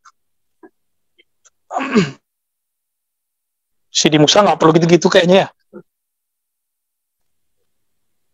Innama yuridu ayyurawwija misli hadza 'alal aghbiya. Orang-orang yang anti tasawuf, anti karamat aulia menggunakan ayat ini untuk menipu orang-orang bodoh.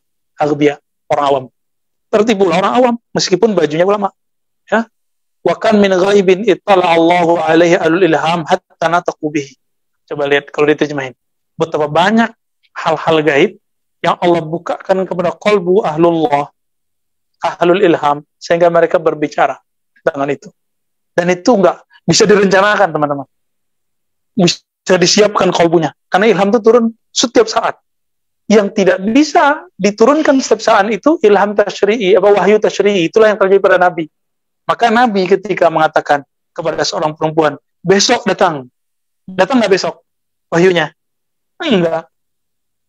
Nah, orang lupa, dikira semua wahyu sama, wahyu ada dua. Wahyu tasyri' itu suka-suka Allah lewat Jibril.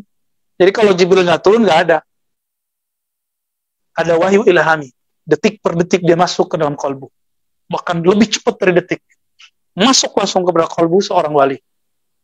Makanya wali itu kalau ngomong, ya sebenarnya ya udah Allah yang berkalam lewat lisan dia, ya, atau malaikat yang berkalam lewat lisan dia. Dan itu terjadi di zaman Rasulullah. Ya, Nabi mengisbat, mentakrir, ada seseorang berbicara, dipinjam lisannya sama malaikat, ada riwayatnya. Cuma kan nanti kalau kita sebut riwayat itu pasti didoifkan juga sama dia. Ya, ada nggak orang kemasukan setan? Ada. Kenapa nggak boleh kemasukan malaikat? Logika gampang begitu ya. Tapi kalau kemasukan setan sama malaikat beda. Kemasukan malaikat itu maksudnya lidahnya dipinjam sama malaikat, bukan di kesurupan malaikat. Nggak ada itu. Itulah anehnya mereka percaya ada orang kesurupan setan, tapi nggak percaya kalau lisan seseorang dipinjam Allah. Berarti setan lebih hebat daripada Allah dan malaikat. Begitu nggak? Saya yakin mereka juga jawabnya nggak, bengong-bengong. Ya juga ya. Ya. Nabi ketika baca sesuatu berkalam satu, itu kalamnya selalu wama yantiqu anil hawa. Kalau bukan berbicara dengan hawa, siapa yang berbicara saat itu? Itu Allah. Hilanglah kalamnya Muhammad, menjadilah kalamnya Rabbu Muhammad sallallahu alaihi wasallam. Kuntu sam'ahu alladhi yasma'u bi. Ketika dia mendengar dengan samaku. Ketika dia berbasar, melihat, memandang, dia memandang dengan basarku. Terusin aja. Kalau berkalam dengan sifat kalamku. Itulah sebabnya akidah Ahlussunnah membedakan sifat dengan zat. Kenapa? Kalau Mu'tazilah dan kelompok kebatinan mengatakan sifat itu zat. Jadi kalau memandang dengan basarnya Allah, berarti si memandang itu zatnya, tuh bahaya, itu namanya kebatinan. Itu zindik yang begitu. Baru antum paham tuh zindik itu apa. Kalau Ahlussunnah, Sufi tidak. Ahlussunnah dan Sufi enggak. Bagi mereka sifat Allah hanya ada pada zat Allah, tapi sifat bukanlah zat. La huwa hiya wa la hiya ghairuh. Inilah kaidah yang diambil Imam Abul Hasan Al-Asy'ari dari Sufi Kabir Sayyid Taifah Al-Imam Abul Qasim Junaid Al-Baghdadi. Itu kalamnya.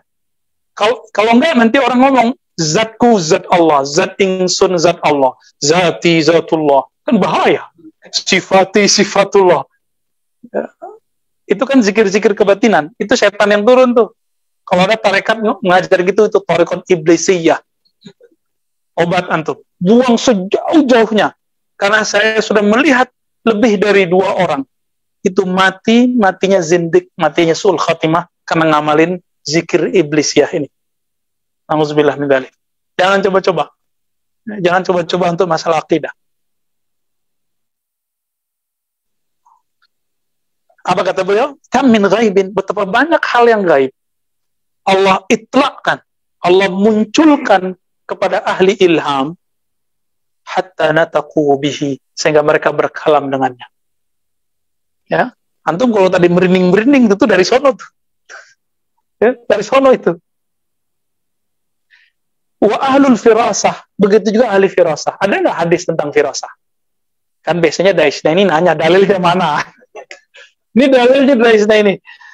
Abu Darda berkata, ittaqi firasatal mu'min. Ini Utsman juga meriwayatkan, jadi berdua dari sahabat rawinya. Berhati-hatilah terhadap firasanya orang beriman, ya. Fa innaha wallahi. Di riwayat Utsman tidak pakai wallahi. Sesungguhnya firasat itu demi Allah, ya, haqqun yuqzifuha Allah fi qulubihim wa absarihim. Ini beda lagi dari Utsman. Kalau Utsman, fa innahu yanzuru binurillah. Karena dia memandang dengan nur Allah. Kalau di sini, sesungguhnya itu kebenaran yang Allah yakzif. Yakzif itu apa? Qazaf. Allah lempar, set. Tapi kalau Allah ngelempar, tepat nggak? Mungkin nggak Allah kalau manah nggak nyampe. Ente doif akidahnya, ya. Bukan Allah yang doif. Ya. Allah kalau manah, yakzif, nyampe nggak? Nyampe. Nggak mungkin salah. Masa kalah sama tukang panah? Allah kalau kirim sesuatu, salah kirim nggak? Seperti akidahnya kelompok Ghulat Syiah. Kan ada Syiah ini kan banyak bagi-baginya. Ada kelompok Ghulat, kelompok Sabaiyah, Kailaniyah. Apa kata mereka? Allah salah kirim. Harusnya Sayyidina Ali. Kok sama Muhammad gitu? Kurang ajar mereka, ya. Saya konfirmasi ke teman saya orang Syiah, menurut ente itu Sabaiyah itu gimana? Kafir gitu, matanya langsung melotot. Kami tidak mengakui mereka sebagai Syiah. Apalagi kita. Ya, kita dia juga ngakuin bagi kita, ya. Ini mantan Syiah nih. Ya, buku-bukunya banyak tuh Syiah tuh. Ya, nanti antum kalau yang mau neliti Syiah bisa konsultasi sama Akhfadil. Ya. Dari aliran apa pindah ke aliran listrik, ke aliran asal, pindah-pindah deh. Alhamdulillah, Allah Maha baik. Allah tidak pernah tidur. Siapa yang memegang ilmunya, maka yang punya ilmu akan menariknya. Allah yajtabi ilaihi mai. Ada yang belajar kebatinan dulu, ditarik ke Allah kalau masih mau ngaji. Makanya pada ketemu ilmu yang hak, ya. Insyaallah. Yang senyum-senyum. Ini makan ilmu perdukunan dulu nih. Ya. Ada Bustami. Pak Bedaromi Bustamam, ya. Masya Allah. Nikmat, ya. Alhamdulillah. Ini juga bisa sama nih. Ya, ada yang belajar dulu debus, macam-macam. Ya, emang antum habis debus bisa kenal Allah? Ya kan enggak. Habis bisa belajar silat terus bisa silat Allah, belum tentu. Yang bisa bikin begitu hanya ilmu ma'rifah. Dan ilmu arifat sudah dibagikan sebagian di kitab. 10%-nya di kitab, 90%-nya di kolbu para ulama, wali Allah. Ya, semoga kita termasuk yang mewarisi itu. Semoga kita nanti diangkat jadi kekasihnya. Amin ya rabbal alamin. Berat ya. Nah, di sini riwayatnya, itu hak yang Allah lemparkan, yang Allah hunjamkan kepada kolbu mereka dan pandangan mereka. Itu alasannya kenapa kita harus konsultasi sama guru. Guru yang mana? Guru yang begini. Guru yang punya firasat. Dan dia pasti waliullah. Mukmin yang khas. Mukmin yang istimewa. Min aina qala Salman al-Haris sahib Muaz. Arafa ruhi ruh. Wa min aina qala Wisal Qarni wa alaikassalam ya Haram bin Hayyan. Kalau min aina arafta inni Haram bin Hayyan qala arafa ruhi ruhak. Ini berat mau jelasin gimana nih ya. Saya jelasinnya pakai contoh aja deh. Di Parung ada, Allah yarham, sudah wafat, Al-Habib Al-Mahbub indana inda kulli man ahabballah wa rasulahu wa dzurriyyati. Ya, setiap orang yang cinta Allah, Rasul dan cinta zuriat Nabi yang ahli sunnah pasti sayang dengan beliau. Al-Habib Sagaf Mahdi. Ya. Bin siapa? Bin Abu Bakar bin Salim. Itu ayahnya kutub itu. Kakek-kakek nanti kutub semua itu. Banyak ya yang wali-wali besar. Beliau punya pesantren namanya Nurul Iman di Parungnya. Sekarang mungkin zuriat-zuriatnya. Saya belum ke sana. Tapi dekat, nggak jauh dari rumah. Dulu ketemu dengan anaknya. Katanya di sini juga ada anaknya di Legoso ya. Ada anaknya. Biasanya ada yang ikut ngaji nih, saya ban. Ada nggak antum? Wah, kayaknya nggak ikut hari ini ya. Ya, ta'rifu? Biasanya ada ya. Mungkin kena hujan kali, wallahu ta'ala alam. Beliau itu ketika mau berangkat ke Haramain, terdampar di Bahrain. Ketemu seorang syekh, langsung manggil namanya. Ente Sagaf Mahdi bin sampai ke atas, bengong dia. Kok dia tahu? Disuruh nanti ke sini. Diambillah semua surat-suratnya, paspor semua diambil. Surat-surat kalau orang mau diimigrasi, disuruh ngaji usul fikih. Udah ngaji, udah lama, kira-kira udah tamam, itu belajarnya keras. Maka beliau orangnya tegas. Ya. Disuruh berangkat ke Haramain, ke Mekah. Ya, nggak ada paspor nggak dikasih. Udah ente berangkat. Berangkat aja deh. Mungkin tetap pakai tiket ya. Berangkat, nggak diperiksa. Nggak diperiksa di tokohnya. Paspornya, safarnya nggak diperiksa. Lewat aja. Dari Bahrain, satu negara. Masuk ke Saudi, udah 2 negara. Masuk ke Mekah. Ketemu di satu bab, satu pintu, saya nggak ingat namanya, beliau ketemu dengan seorang ulama. Yang manggil dia plus dengan nama-namanya terus sampai ke Nabi Shallallahu Alaihi Wasallam. Ada loh orang begitu, ya. Kayaknya kalam ini musajjal ada di YouTube ya. Antum cari itu. Bener ada ya? Gimana? Paspornya mau disobek, masya Allah disobek. Kira-kira kalau disobek gimana nasib itu? Ya.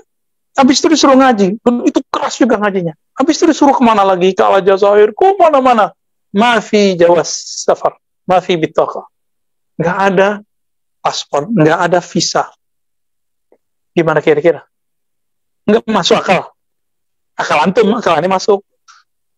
Jadi tidak semua yang tidak masuk akal itu tidak masuk akal. Akal kita nggak nyampe, atau emang dianya yang ketinggian, atau memang dia nggak masuk akal dalam artian mustahil. Jadi nggak masuk akal ini 2 barangkali. Ada mustahil, ada yang kita dhaif, kita nggak ngerti. Antum percaya ada orang dengan bismillah pindah tempat? Karena belum coba, maka nggak percaya. Badui itu yang begitu itu ya.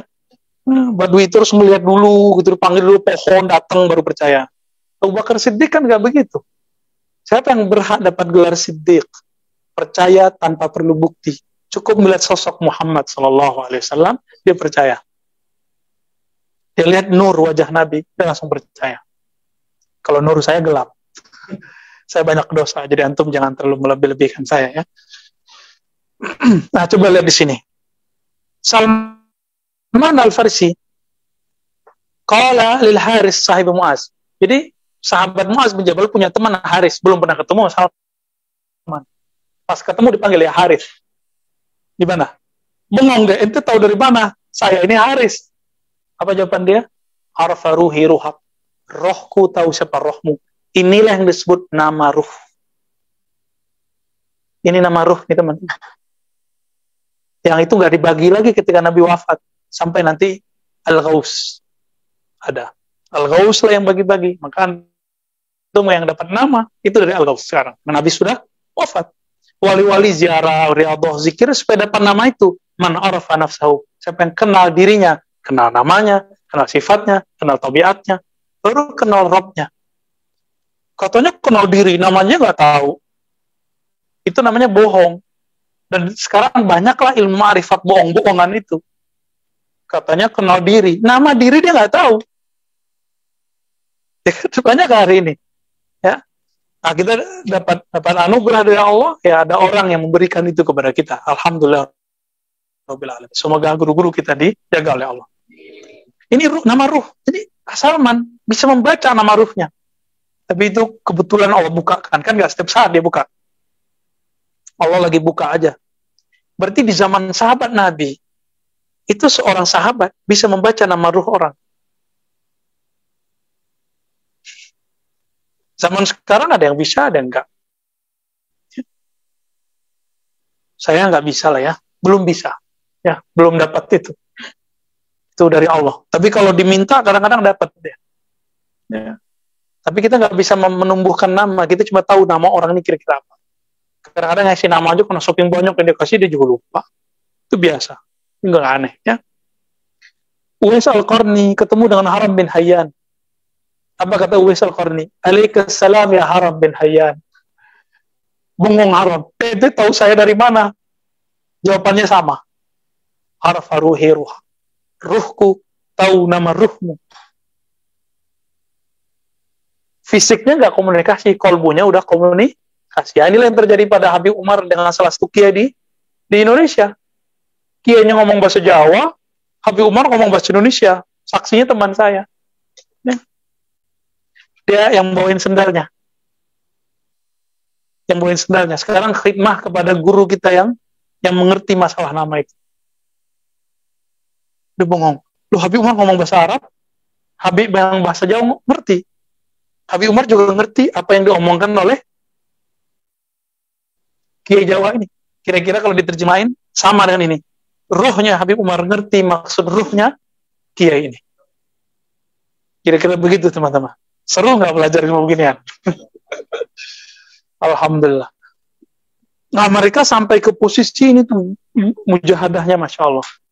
Uwais Al-Qarni ninggalin haji umroh dan memberikan bekalnya semua duitnya untuk haji umroh ke tetangganya. Tapi tetangganya itu ngelihat Uwais Al-Qarni ikut tawaf, ikut sa'i, ikut wukuf, bengong dia ini kok ada Uwais ini. Uwais gimana caranya? Bengong dia, pulang-pulang dia bilang, itu tuh haji yang mana? Itu siapa? Nah ini yang kita sebut badannya mecah. Maka wali-wali Allah itu Allah izinkan memecah dari dirinya sesuatu. Ada dalilnya. Itu dalilnya. Jadi kalau ada nanti wali, antum dengar ceritanya, dilihat di satu waktu di beberapa tempat. Itulah dalilnya. Uwais Al-Qarni. Umar ngomong di Madinah, kedengeran sampai ke Syam, ke Irak. Itu juga dalilnya. Suaranya mecah kemana-mana. Ya, karena yang ngomong bukan dia lagi. Allahumma salli ala Sayyidina Muhammad.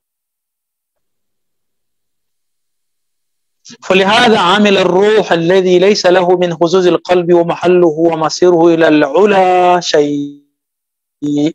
Ya. Jadi si kolbu ini kerjaannya itu adalah ma'rifatullah, sehingga tidak ada lagi dia punya hazzun, punya ketertarikan sedikit pun kepada selain Allah Subhanahu wa taala. Ini kata beliau ya.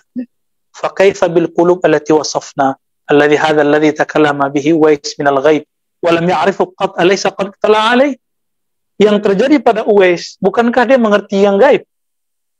Benar nggak? Belum dikasih tahu dia tahu. Apakah ini lebay? Enggak. Ini riwayatnya sahih. Salman memanggil Haris itu sahih. Habib Segaf Mahdi sahih enggak? Antum nggak percaya ntar digeruduk sama santrinya belasan ribu. Ya, santrinya itu gratis makan dari kantongnya beliau. Dan dari karamatnya beda dengan Kanjeng Dimas, ya. Dia dengan barokah salawat yang kemudian dikasih nama Syajaratun Nuqut. Itu luar itu kasih udah kayak film kartun aja tuh ya. Habis-habis. Allahumma sholli ala Muhammad. Tapi beliau nggak tunjukkan selalu. Kalau tunjukkan selalu disembah-sembah orang mungkin. Beliau tahu karena beliau ahli akidah. Beliau akidahnya kuat. Sebagaimana jid-jidnya ke atas orang yang pejuang Ahlussunnah wal Jamaah. Kita beruntung pernah semasa dengan beliau. Ya, saya ngelihatnya lagi di jalan tol. Jadi kita pulang dari bandara, dia mau masuk ke dalam tol, itu cepat. Tapi kok bisa Allah taruh mata saya melihat beliau? Itu sekali-kali saya melihat beliau. Selebihnya kita dengar cerita dari anaknya, dari murid-muridnya, dari sahabat-sahabatnya. Ya, untuk beliau kita kirim Al-Fatihah. Alhamdulillah. Ar-Rahmanir-Rahim.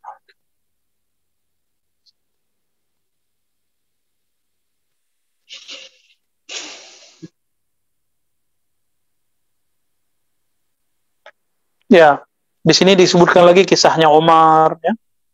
Kisahnya Abu Bakar, halaman 209, berkalam beliau, wa innama huwa malul waris, wa innama huwa akhuka wa ukhtak.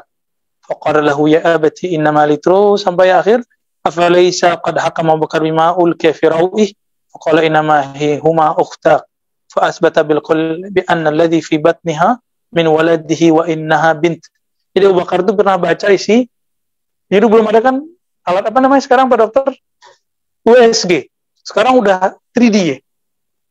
4. Gila. Itu Abu Bakar bisa cek di dalam perut orang ini apa. Laki atau perempuan. Kan biasanya setelah dicek USG kan ketahuan. Haji. Ya Arif. Siapa yang ngasih tahu? Padahal dalam akhir surah Luqman. Ya, tidak ada yang tahu apa yang fil arham. Kecuali Allah, ya. Abu Bakar Allah. Abu Bakar diizinkan Allah tahu. Ya. Jadi kalau ada orang cerita karamah, percaya nggak? Tapi ingat, al-karamah belum tentu la yadullu ala kamaliyah. Karamah belum tentu bukti orangnya sempurna. Al-kamaliyah natijah istiqamah. Jadi kalau kesempurnaan itu hanya buah dari orang istiqamah, maka istiqamah hakiki itulah karamah paling tinggi. Ya, ada orang pindah-pindah tempat, tapi kemudian nggak istiqamah, ya nggak masuk. Istiqamah ini bukan berarti dia nggak maksiat. Istiqamah ini artinya dia istiqamah tobat, dosanya banyak, tapi dia istiqamah tobat. Maka saya, antum semua, karena kita tidak dijamin terjaga dari dosa. Sebesar apapun dosa kita, tobat. Tobat aja, Allah pasti terima. Setiap hari itu kalau ada orang maksiat, itu malaikat, mungkar, raqib, atid, itu cek dulu ada istighfar nggak hari ini. Kalau ada, nggak jadi tulis sama dia. Jadi setiap kali kita maksiat setiap hari, malamnya dicek. Ada istighfar, ada, coret lagi, nggak jadi. Tapi besok kita lakukan lagi, muncul double, yang kemarin sama sekarang. Tobat lagi, dihapus lagi. Begitulah terus, setiap hari kita begitu-begitu, nggak apa-apa. Ini yang disebut tawabin. Jangan bilang, saya nanti aja tua. Emang ente tahu bakal hidup sampai tua? Kita kan nggak tahu besok mati apa enggak. Maka tobat itu yang disebut tobat tawabin, yang tobat setiap saat, setiap hari. Karena setiap hari kita pasti maksiat. Ya. Mungkin dosa saya lebih banyak dari antum, atau dosa antum lebih banyak daripada saya. Sama ya. Ini bukan hiburan bagi orang yang mau maksiat, bukan. Ini hiburan untuk orang yang mau tobat. Mau tobat nggak? Mau, saya juga mau tobat ya. Allahumma ja'alna minat tawabin. Afalaysa hadha ghaiban qad ittala alaihi min tariqil hadis atau min tariqil ilham. Bukankah ini gaib? Dalil tadi surat Luqman ayat terakhir. Ya. Gimana ayatnya? Inna indallahi ilmus sa'ah. Ya, sesungguhnya di sisi Allah ada 3 kegaiban disebut ilmu sa'ah. Ilmu tentang apa yang di dalam perut, mafil arham, kemudian kapan orang mati. Ya. Betul ya? Ini yang baca surat Luqman tiap hari nih kayaknya nih.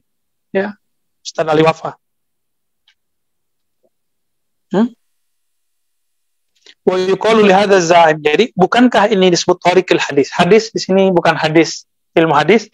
Hadis artinya Allah berbicara ke dalam kalbunya. Nah, ini kalau mau tepat nih terjemahannya, hadis dalam ilmu tasawuf adalah Allah berbicara ke dalam kalbu manusia, atau Nabi Muhammad berbicara kepada kalbu umatnya. Masih bisa nggak sampai hari ini? Bagi kita masih bisa. Cuma mereka yang anti tasawuf menolaknya dan menganggap itu syirik. Loh, syirik dari mana? Kita nggak nyembah Nabi Muhammad kok. Ya? Kita nggak nyembah siapa-siapa, nggak nyembah Syekh Abdul Qadir, nggak nyembah Jaluddin Rumi, nggak nyembah Bahauddin Shah Naqsyabandi, nggak nyembah Ahmad Tijani. Bagi kita, mereka guru-guru kita. Jadi kalau kita tawasul, itu artinya kita berterima kasih sama mereka. Kita aja sederhananya. Kirim Fatihah, nyebut nama, manakib, itu nggak lebih daripada kita mencintai pewaris Nabi. Karena kita nggak ketemu Nabi, ya kita cintain pewarisnya. Kecuali antum pernah mimpi ketemu Rasulullah, itu nikmat. Ya. Apalagi Allah kasih bertemu secara yaqzah. Seperti kata Imam Suyuti, Ra'aitu Nabiya sallallahu alaihi wasallam 70 marra yaqzatan. Ada yang percaya nggak? Imam Suyuti loh yang ngomong. Imam Suyuti tahu nggak Imam Suyuti? Pengarang tafsir, pengarang ilqan, pengarang apa lagi Musa? Ya, Asbahun Nazair, hadis saja enggak. Hampir semua ilmu selain falsafah dan mantik, karena dia mengharamkan falsafah dan mantik, dia tulis. Kira-kira gimana? Imam Suyuti ngomong, saya bertemu Nabi 70 kali yaqzah. Nyata. Pasti mereka akan bilang, oh ngaco nih Suyuti ya. Padahal hadisnya ada isna ini. Ya. Man ra'ani fil manam fasayarani yaqzatan. Hadisnya sahih. Siapa yang ketemu aku dalam keadaan mimpi, akan melihatku dalam keadaan jaga. Sah. Ketika ada orang menerjemahkan akan melihatku nanti nggak perlu kalau nanti di surga, nanti di alam akhirat, nggak perlu pakai sayarani yaqzah. Semua kita juga ngelihat Nabi. Terus fasayarani yaqzah itu sah. Waktun qarib, waktu yang terdekat Allah akan mengizinkan kita ketemu Nabi Muhammad SAW. Paling terakhir antum waktu meninggal nanti, yang udah mimpi ketemu Nabi. Itulah problemnya. Ya ini nikmat ya, bertemu Nabi itu nikmat, dan banyak yang belum dapat nikmat ketemu Nabi. Maka berdoalah, sholawat kepada Nabi, sungguh-sungguh hilangkan obsesi mau ketemu. Obsesinya adalah ingin mengikuti Nabi, mencintai Nabi, minta kepada Allah. Nanti di saat antum hilang obsesinya dan yang kuat adalah cintanya, pasti Allah kasih ketemu Rasulullah sallallahu alaihi wasallam. Salatu wassalamu alaika ya sayyidi ya Rasul.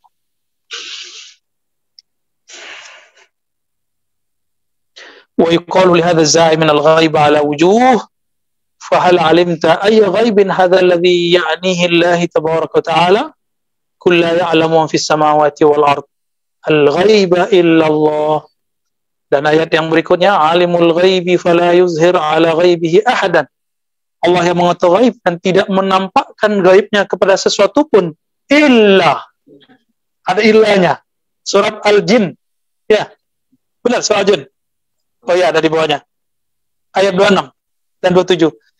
Allah tidak menampakkan, yuzhir, menampakkan. Ini yang kita sebut dengan kasyaf. Allah tidak memberikan kasyaf, kegaiban itu kepada siapapun, ahadan, illa man irtada min rasul, kecuali yang Allah izinkan dari Rasul. Dan kita sudah bahas sebelumnya. Rasul itu kan banyak.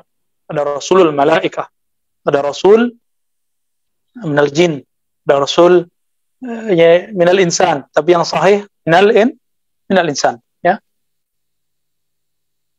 Dan disebutkan di ayat sebelumnya, di bab-bab sebelumnya, bahwa para aulia, pewaris para nabi, itu diatofkan kepada Rasul. Masih ingat ya sebelumnya? Pembahasan sebelumnya, silakan nanti dicek. Mereka juga diutus oleh Allah. Dan ini mujaddid setiap 100 tahun, kalimatnya apa? Ba'asallah. Innallaha ba'atha. Allah membangkitkan, mengutus. Tuh. Mujaddid diutus. Dan mereka dikasih Al-Muhaddas ini. Siapa lagi? Al-Mahdi juga sama. Kalimatnya diutus juga. Ya. Kalau seandainya masih sisa 1 hari kiamat, ba'asallah, Allah akan utus seorang Mahdi yang diislah 1 malam. Ada riwayatnya. Jadi kata ba'asa tidak hanya khusus buat Rasul. Ya. Summa najid fil anbiya man laysa bi rasul. Ada nabi tapi bukan rasul, benar enggak? Berarti enggak kata rasul di sini enggak mesti rasul tasyri'. Rasul pembawa syariat.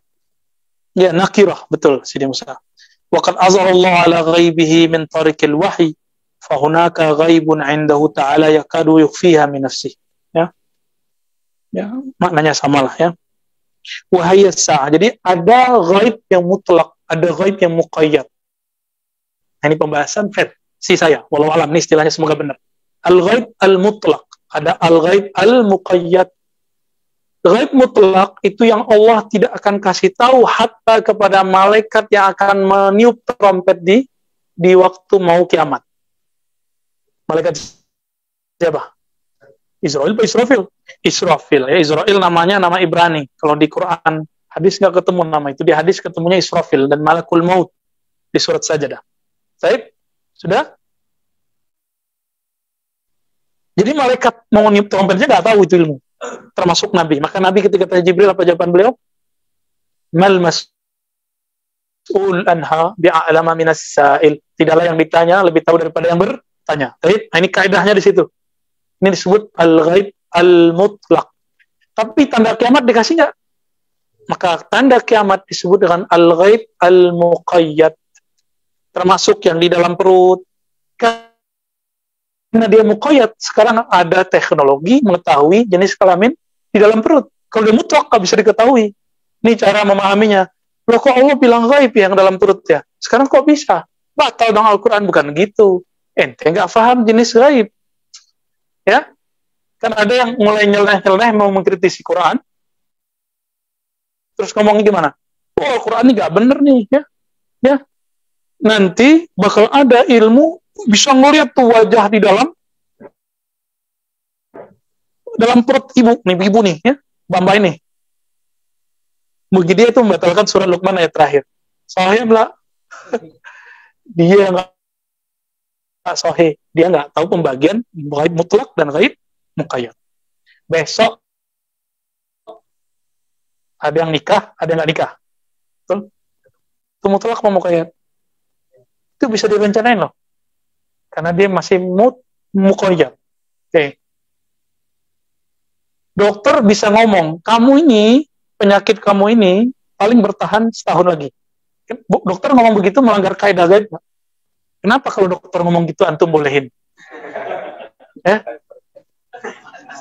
Gimana Pak Dokter? Anda cemburu Pak Dokter? Giliran kita ngomong gak boleh. Emang dokter cuma dokter fisik? Emang dokter kolbu gak punya hak? Ya? Punya hak juga, punya otoritas. Dia Allah yang kasih. Allah yang mewisuda mereka. Jadi kira-kira gimana? Kalau dokter boleh memprediksi, boleh nggak wali memprediksi? Karena seorang nabi juga memprediksi, bisa sama nggak prediksi nabi? Allah kasih. Ketika Nabi Hudaybiyah ditahan, benar nggak? Jadi nabi ingin dikasih tunjuk oleh Allah. Ya, nih ternyata nabi juga ijtihad. Itu pelajaran buat kita. Kalau bergerak, pergerakan harokah jangan buru-buru. Muncullah 2 mazhab. Mazhab Umar yang pengen cepat menang, Abu Bakar yang pengen tenang, menang. Beda ya. Ini buru-buru menang. Nah, kebanyakan antum kan maunya itu. Buru-buru menang, ya kan? Kalau Abu Bakar, sampai Umar gak tahan. Apa kata Umar? Rasulullah anta? Muhammad, ente bener Rasul gak sih? Antum ngomong sama saya, ente dokter beneran gak sih? Kira-kira perasaannya gimana tuh? Kalau hati saya tidak benar, ini melayang nih ya, melayang. Tapi karena Nabi kolbunya paling beres, salim, bahkan aslamus salim. Nabi diam aja. Nabi tahu, walaupun belum belajar ilmu psikologi, Allah langsung ngajar. Orang kalau marah, obsesinya lagi tinggi, nggak usah ditanggapin. Karena apapun kalam kita pasti dianggap salah. Harus ada orang ketiga. Jadi pelakor itu wajib ada kalau kinian ya. Pelakor kekerasan, pelakor pertengkaran. Dicolek sama Abu Bakar. Mar, ente nggak tahu ada ayat kalimatnya pakai insya Allah loh. Umar mengatakan kanilam asma'aha. Seakan-akan saya belum hafal ini, belum dengar. Itu Umar loh. Baru dia sadar, dia bersuara tinggi kepada Nabi. Cuma nanya begitu aja sama Nabi, dia puasa dan tobat 40 hari 40 malam. Antum pernah apain orang tua, ngejek guru, ulama, tiap hari itu yang ngomentari. Ya, tobat lah ya. Kita juga tobat tiap hari kok ya. Dan kita mendoakan kebaikan orang-orang yang merendahkan kita. Ya, semoga kita dan mereka dapat hidayah dari Allah Subhanahu wa Ta'ala. Jadi ghaib mutlak apa? As-sa'ah, kapan kiamat. Itu ghaib mutlak. Ada yang tahu nggak? Maka teori umur umat itu cuma teori, tidak boleh memastikan kapan kiamat. Kan sekarang udah ada teori umat, teori umur umat. Umur Yahudi sekian, Nasrani sekian, umat Islam 1500. Sekarang udah 1442, tambah 13 tahun Nabi di Madinah, di Mekah. Ini berapa tuh? 1442. Ayo yang dagang nih. Berarti umur umat sudah 1455. 45 tahun lagi. Itu kan cuma teori. Bisa benar, bisa salah. Karena itu ghaib mutlak. Kita nggak tolak mutlak, kita juga nggak terima mutlak. Karena kalau kan antum belajar ilmu hisabul jumal, surat Al-Qamar, iqtarabatis sa'atu wa syaqqal qamar. Itu dalam ilmu huruf dihitung hurufnya. Nilainya 1500. Kiamat sudah dekat. Rembulan telah terbelah. Artinya apa? Nanti kiamat berumur, kalau versi ilmu hisabul jumal, hitungan angka-angka huruf 1500. Tapi kan ilmu ini nggak dari Nabi soalnya, nggak langsung. Itu kan diriwayatkan, mungkin bercampur sama ilmu mana. Maka kita serahkan ilmunya kepada Allah. Kita katakan dengan kalamnya Nabi, mal mas'ul anha bi'alama minas sa'il. Tidaklah yang ditanya lebih tahu daripada yang termasuk nanti Dukhon, apakah tahun besok, tahun ini ya itunya. Sorry, kirain masih 2020 ini. Karena 2020 yang mengatakan akan terjadi tahun itu nggak terjadi, dan dia tidak minta maaf kepada umat dan tidak minta ampun kepada Allah. Ya, tahun ini kita nggak tahu, maka kita nggak boleh pastiin tahun ini, nggak boleh juga tolak tahun ini. Tahun berikutnya, wallahu alam. Ini termasuk ghaib mutlak, tapi kalau tanda-tanda ini muqayyad. Kapan terjadinya kita belum tahu. Jadi yang paling ribet dari ilmu firasat itu adalah kapan terjadi sesuatu. Mirip-mirip kayak ilmu intelijen. Ya? Benar nggak, Pak Tentara? Baik, si soal. Baik, fadal. Mobil siapa yang bunyi itu? Kalau di hadis itu kan malaikat lagi bertasbih, alam lagi bertasbih. Ya, yusabbihur ra'du wasabta. Ya. Petir pun bertasbih, bunyi itu tuh bunyinya. Kedengeran sama kita kayak ngeledek ya. Kita sebut geledek. Padahal dia lagi bertasbih. Tafadhol, Panji. Assalamualaikum. Wah, siapa yang nanya ini? Kok tahu aja di istilah itu?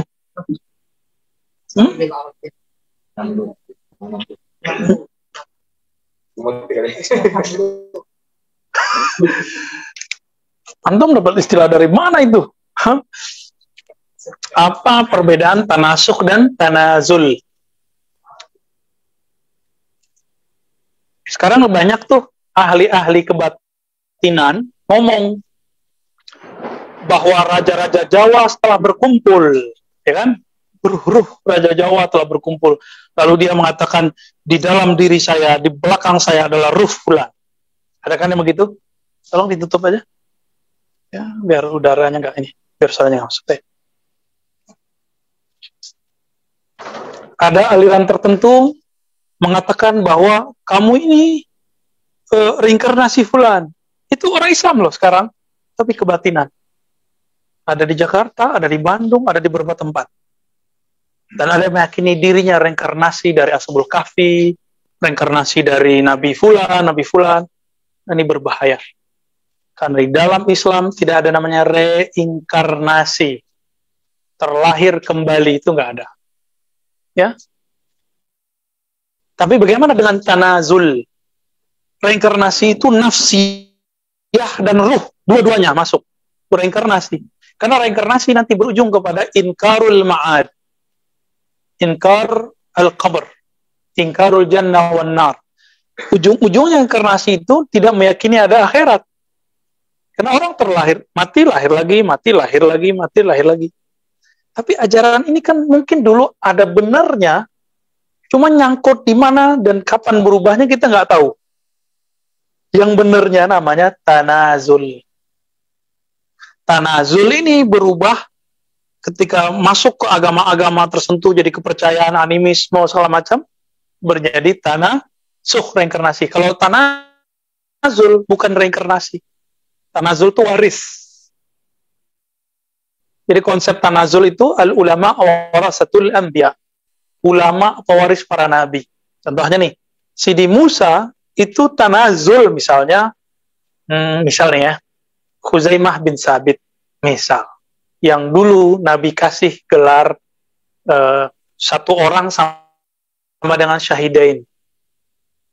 Pewaris ilmunya Khuzai.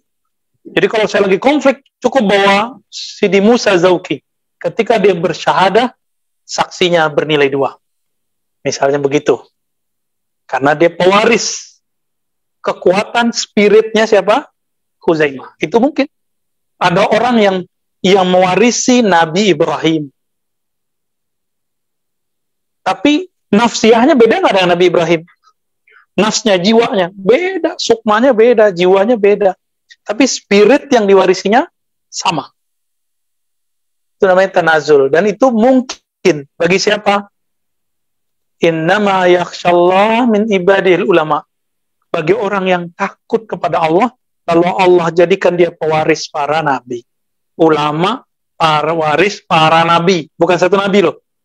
Para nabi. Jadi bisa saja nih antum ini, kalau dari, kita kan sudah bagi, ya, ada Bani Nur, cahaya, ada Bani Ruh. Ya, ada Bani Malaikat, ada Bani Insan. Nah, Bani Ruh ini, di sini terjadi tanazul. Spirit itu diwariskan. Dulu berapa jumlah Nabi? 124.000. Mereka meninggal.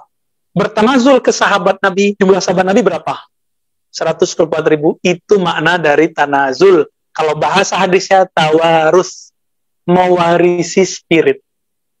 Oke? Dan ini ilmunya Al-Ghaus. Yang tahu antum ini pewaris siapa? Itu Al-Ghaus, bukan saya.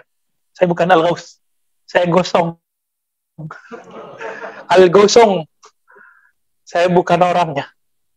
Ya. Paham di situ? Ya. Jadi apa beda tanazul dan tanasukh? Tanasukh reinkarnasi bukan ajaran Islam.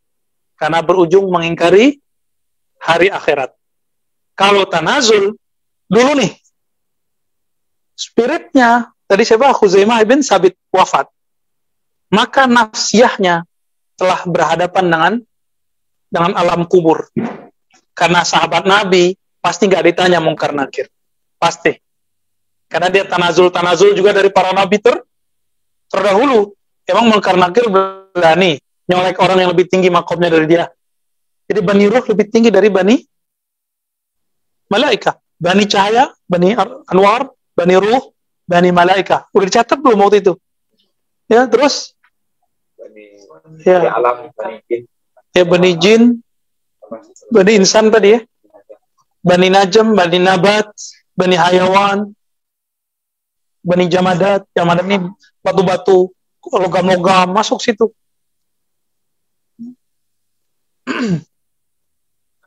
Jadi Bani Ruh ini di atasnya malaikat. Nggak berani dia nyolek kalau dia tahu. Ya, kalau dia tahu. Tapi kalau dia belum tahu, dia nyolek pertama. Pas dijawab, bisa berabe tuh, mungkar nakir dar. Ya, itulah candanya Gus Dur dulu. Orang nggak paham, dikira Gus Dur main-main. Kan dulu Gus Dur canda kan masalah itu. Orang kira Gus Dur memainkan agama. Bukan. Gus Dur itu ingin orang kalau memikirkan alam kubur, itu jangan ketakutan. Meninggal dalam happy. Itu Gus Dur tuh ya. Meninggal sambil ketawa. Ya, al-wafat bid-dhahak ya. Gak tahu bahasa Arabnya benar nggak gitu sih di Musa. Semoga benar ya. Karena yang Hirit Yaman yang benerin ya. Ketika tanazul teman-teman, maka nur yang ada pada si ruh sebelumnya, spiritnya akan diwarisi ke kalau si pewarisnya sudah mulai mengenal dirinya. Man arafa nafsahu faqad arafa. Jadi dalam ilmu ma'rifatun nafs, salah satu maknanya tidak hanya langsung mengenal anasir tubuh. Ya mohon maaf, sekarang kajian-kajian diri itu cuma sampai anasir tubuh, air, angin, api, tanah, avatar cuma sampai di situ. Tar gabungan ini jadi ini, gabungan ini jadi ini, itu doang. Berhenti di situ. Mereka lupa yang disebut pewaris para nabi bukan hanya mengenal fisik. Ghazali sudah jauh-jauh hari rahmatullah alaih mengatakan kalau itu mah sama kayak binatang-binatang ternak, punya tubuh yang sama. Yang membedakan kita adalah spirit yang ada di dalam ini. Itu Ghazali udah ngomong begitu.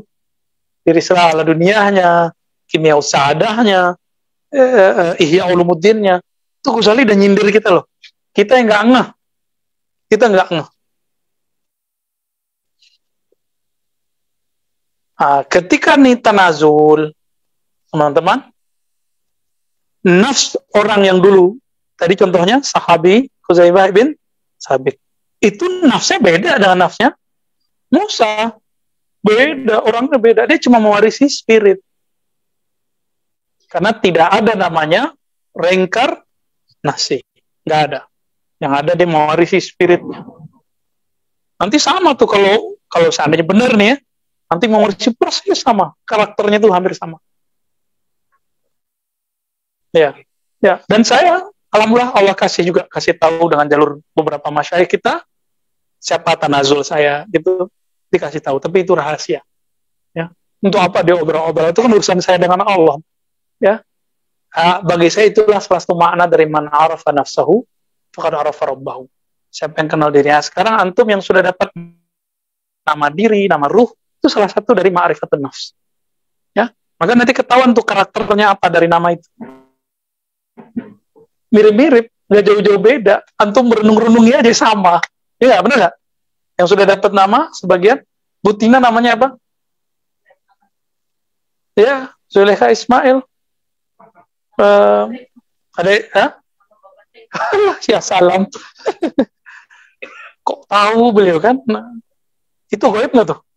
Goib. Nggak pernah ketemu sama Butina ya kan? Dan ada dua Bunda Tina nih yang semangatnya sama. Satu di Pekanbaru, satu di sini nih di Bintaro. Sama orangnya, semangatnya sama. Bedanya satu nih keturunan Madura, campuran ini keturunan Lampung. Ya mirip-mirip lah. Allahumma sholli ala Muhammad. Paham ya tanazul dan tanasuh? Tanazulnya Al-Mahdi siapa? Mahdi boleh kita sebut. Al-Mahdi tanazul atasnya siapa? Ismu ismi, wasmu abi, ismu abi. Saya udah jelaskan. Ismu di situ bukan ismu jasad. Ismu abi bukan ismu jasad. Tapi ism ruhani. Kita udah jelasin itu ya. Berarti Muhammad bin Ahmad. Muhammad Nur. Ahmad Ruhullah. Maka nur yang ada dalam dirinya para wali itu bin Muhammad. Maka manusia, waliullah, Bani Ruh, dia bukan Nur Muhammad. Ini kekeliruan orang belajar Ma'rifatun Nafs. Ini banyak nih kajian-kajian Ma'rifatun Nafs ya. Kita lihat yang di YouTube, di sosmed, itu mengatakan di dalam dirimu ada Nur Muhammad.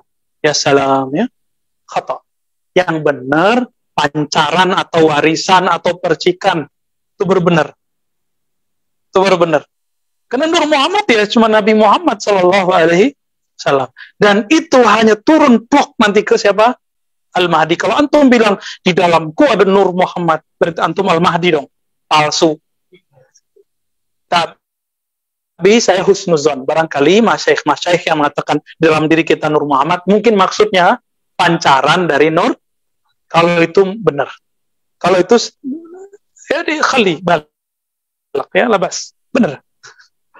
Ada kan begitu kan? Baik. Khalas. Lanjut. Iya, fadal. Sambil menikmati bench of coffee. Bismillah. Assalamualaikum. Ya. Waalaikumsalam. Selama ini saya sholat atau berzikir, secara otomatis terbayang di mata saya wajah dia. Apakah gawat itu. Antum sholat, kebayang wajah aneh. Sebelum takbir boleh. Kalau udah takbir nggak boleh ingat aneh. Nah, kalau sebelum sholat ingat wajah guru, kan kita sebelum sholat ingat guru ngaji kita, bener nggak? Antum alam bawah sadarnya coba dilihat dalam-dalam. Setiap kali mau sholat, yang ingat wajah guru dulu pertama ngajarin sholat. Saya sampai sekarang masih ingat guru saya Abu Yadahnar, guru ngaji yang ngajarin sifat 20, yang ngajarin qiraat, yang ngajarin qiraat hafaz, Ana Asim, yang ngajarin berbagai macam itulah. Fikih Syafi'i, itu beliau ngajarin. Saya ingat tuh beliau ngajarin sholat. Saya teringat beliau sholat. Terus bapak saya ngajarin, saya ingat. Habis itu naik lagi, ketemu guru kita yang ngajarin sholat, ketemu lagi guru dari guru kita. Jadi ketika sholat, yang terbayang ya guru yang paling berkesan itu. Itu, ingatan itu berkait-kait, disebutlah rabithah. Mengingatnya membuat kita ingat Robnya.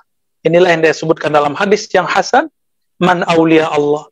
Man awliya Allah. Siapakah wali Allah, wahai Rasulullah? Di riwayat kedua, man khairun nas. Siapakah manusia terbaik, wahai Rasulullah? Apa jawaban Nabi?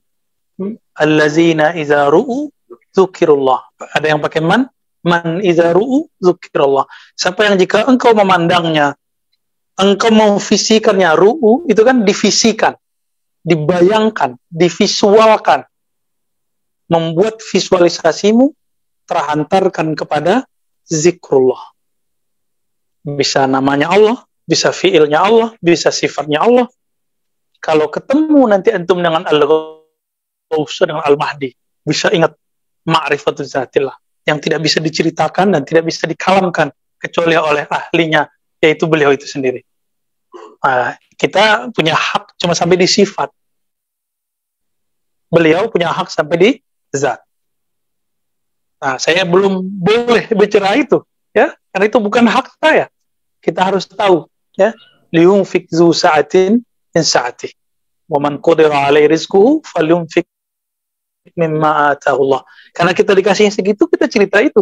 Kalau kita dikasih lebih, kita cerita lebihnya kepada orang yang pantas menerimanya. Ya, maka antum kalau ngaji ya dibuka dulu ininya, ya. Terus ininya ya disiram dulu ke sono, dikosongin, biar dia nanti nggak jadi abu-abu. Ini nih enak. Coba campurin air putih jadi enak gak? Kayak gitu kira-kira. Jadi kenapa antum nggak bisa menikmati kajian seseorang? Karena bercampur. Atau ini belum kalau nggak paham, berarti belum dibuka. Cara membukanya surah Al-Fatihah. Gampang toh? Gampang sebenarnya. Biiznillah kebuka. Baik. Jadi kalau diajak baca Fatihah itu baca. Itu tanda kalau kita mau buka. Ini ada yang angkuh. Bid'ah. Iya, nggak dapat apa-apa dia pulang dari sini pertanyaannya bulut kepalanya bertabrakan, cung, cung, panas. Pulang dari sini berkeringat. Ya salam. Modal. Akmil. Dari Bapak Devi, saya pernah bermimpi dinampakkan nasab Bapak Sallallahu Alaihi Wasallam. Namun banyak bisa. Kemudian di dalam mimpi saya membacakan nasab tersebut dari Nabi Sallallahu sampai kepada Allah. Ini pertanda apa Bu ya? Apakah salawat saya telah? Masya Allah. Tandanya antum suka baca sirah beliau. Ya. Kalau sudah begitu, nanti pelajari nasab ruhaninya Nabi. Ya. Dan saya sarankan selalu sering baca kitab sirah Nabawiyah. Nah, jangan lepas. Oke? Lanjut. Oke, terakhir. Ya, saya mau tanya tentang pecahnya raga. Pecah. Pecah jasa wali tersebut atau wali tersebut memecah itu bukan isimnya ya, nurnya. Nurnya. Jadi wali itu cukup dia teringat sesuatu, itu Allah jasadkan. Jadi nur itu Allah jasadkan. Itu Uwais Al-Qarni, dia rindu mau haji. Allah jasadkan nur pikirannya, kan kerinduan itu nur bukan? Rindu kepada Allah, rindu kepada masyair, simbol-simbolnya Allah. Kan haji, umroh, tempat-tempat haji umroh kan semuanya adalah syiar-syiarnya Allah. Rindu ke sana, itu berarti rindu kepada Allah yang memuliakan tempat itu. Allah zahirkan nurnya. Inilah makna dari Allah jisimkan nur. Itu mungkin. Maka wali-wali itu bisa banyak ya. Dulu Syekh Abdul Qadim di tempat kita bisa 7. Di mana? Sunan Ampel ya. Di situ siapa yang kuburannya sampai 9? Khodamnya. Allahu Akbar. Khodamnya bisa 8 kali, 9 kali. Hidup meninggal. Nah, itu sebenarnya dia nggak mati. Karena dia punya zikir-zikir sifat yang mengantarkan kepada zat Allah. Maka Allah bilang ente mau hidup atau mati, semuanya itu. Itu bisa terjadi. Makanya dulu ada orang yang di sanad Sahih Bukhari itu umurnya 300. Ya mungkin kejadiannya begitu. Sanad umurnya 200, kan ada 2 tuh. At-Tuluni umur 200-an, terus di atas lagi ada umurnya 300-an. Yang kebanyakan orang nggak terima, tapi saya percaya. Ya, sanad-sanad begitu kita percaya. Kalau nggak pakai tasawuf memang susah percaya yang begituan. Jadi tasawuf itu membuat antum paham sesuatu yang tidak mampu dipahami oleh seorang intelektual biasa. Jadi saya menemukan satu rahasia dalam ilmu zikir, ilmu ma'rifatullah. Ada percepatan dan lompatan kecerdasan. Cepat sekali. Coba aja tuh, kitab yang dulu antum nggak paham, baca sekarang tentang tasawuf, pasti paham ntar. Ya, kalau udah ngaji kitab ini, sama ngaji tentang ilmu ma'rifatullah, antum baca tuh buku-buku yang dulu nggak paham. Buku Ibn Arabika, buku Ghazali, coba baca di rumah. Insya Allah, Allah bukakan. Karena intinya udah kita buka, tinggal antum kembangin. Ya. Ya. Alhamdulillahirrahmanirrahim. Sudah datang waktu maghrib, semoga Allah meridhoi kita semua, menerima amal kita dan menutupi aib kita. Wassallallahu ala nabi Muhammad subhanakallah wa bihamdika asyhadu an la ilaha illa anta astaghfiruka wa atubu ilaik. Allahumma shalli ala sayyidina Muhammad. Assalamualaikum warahmatullahi wabarakatuh.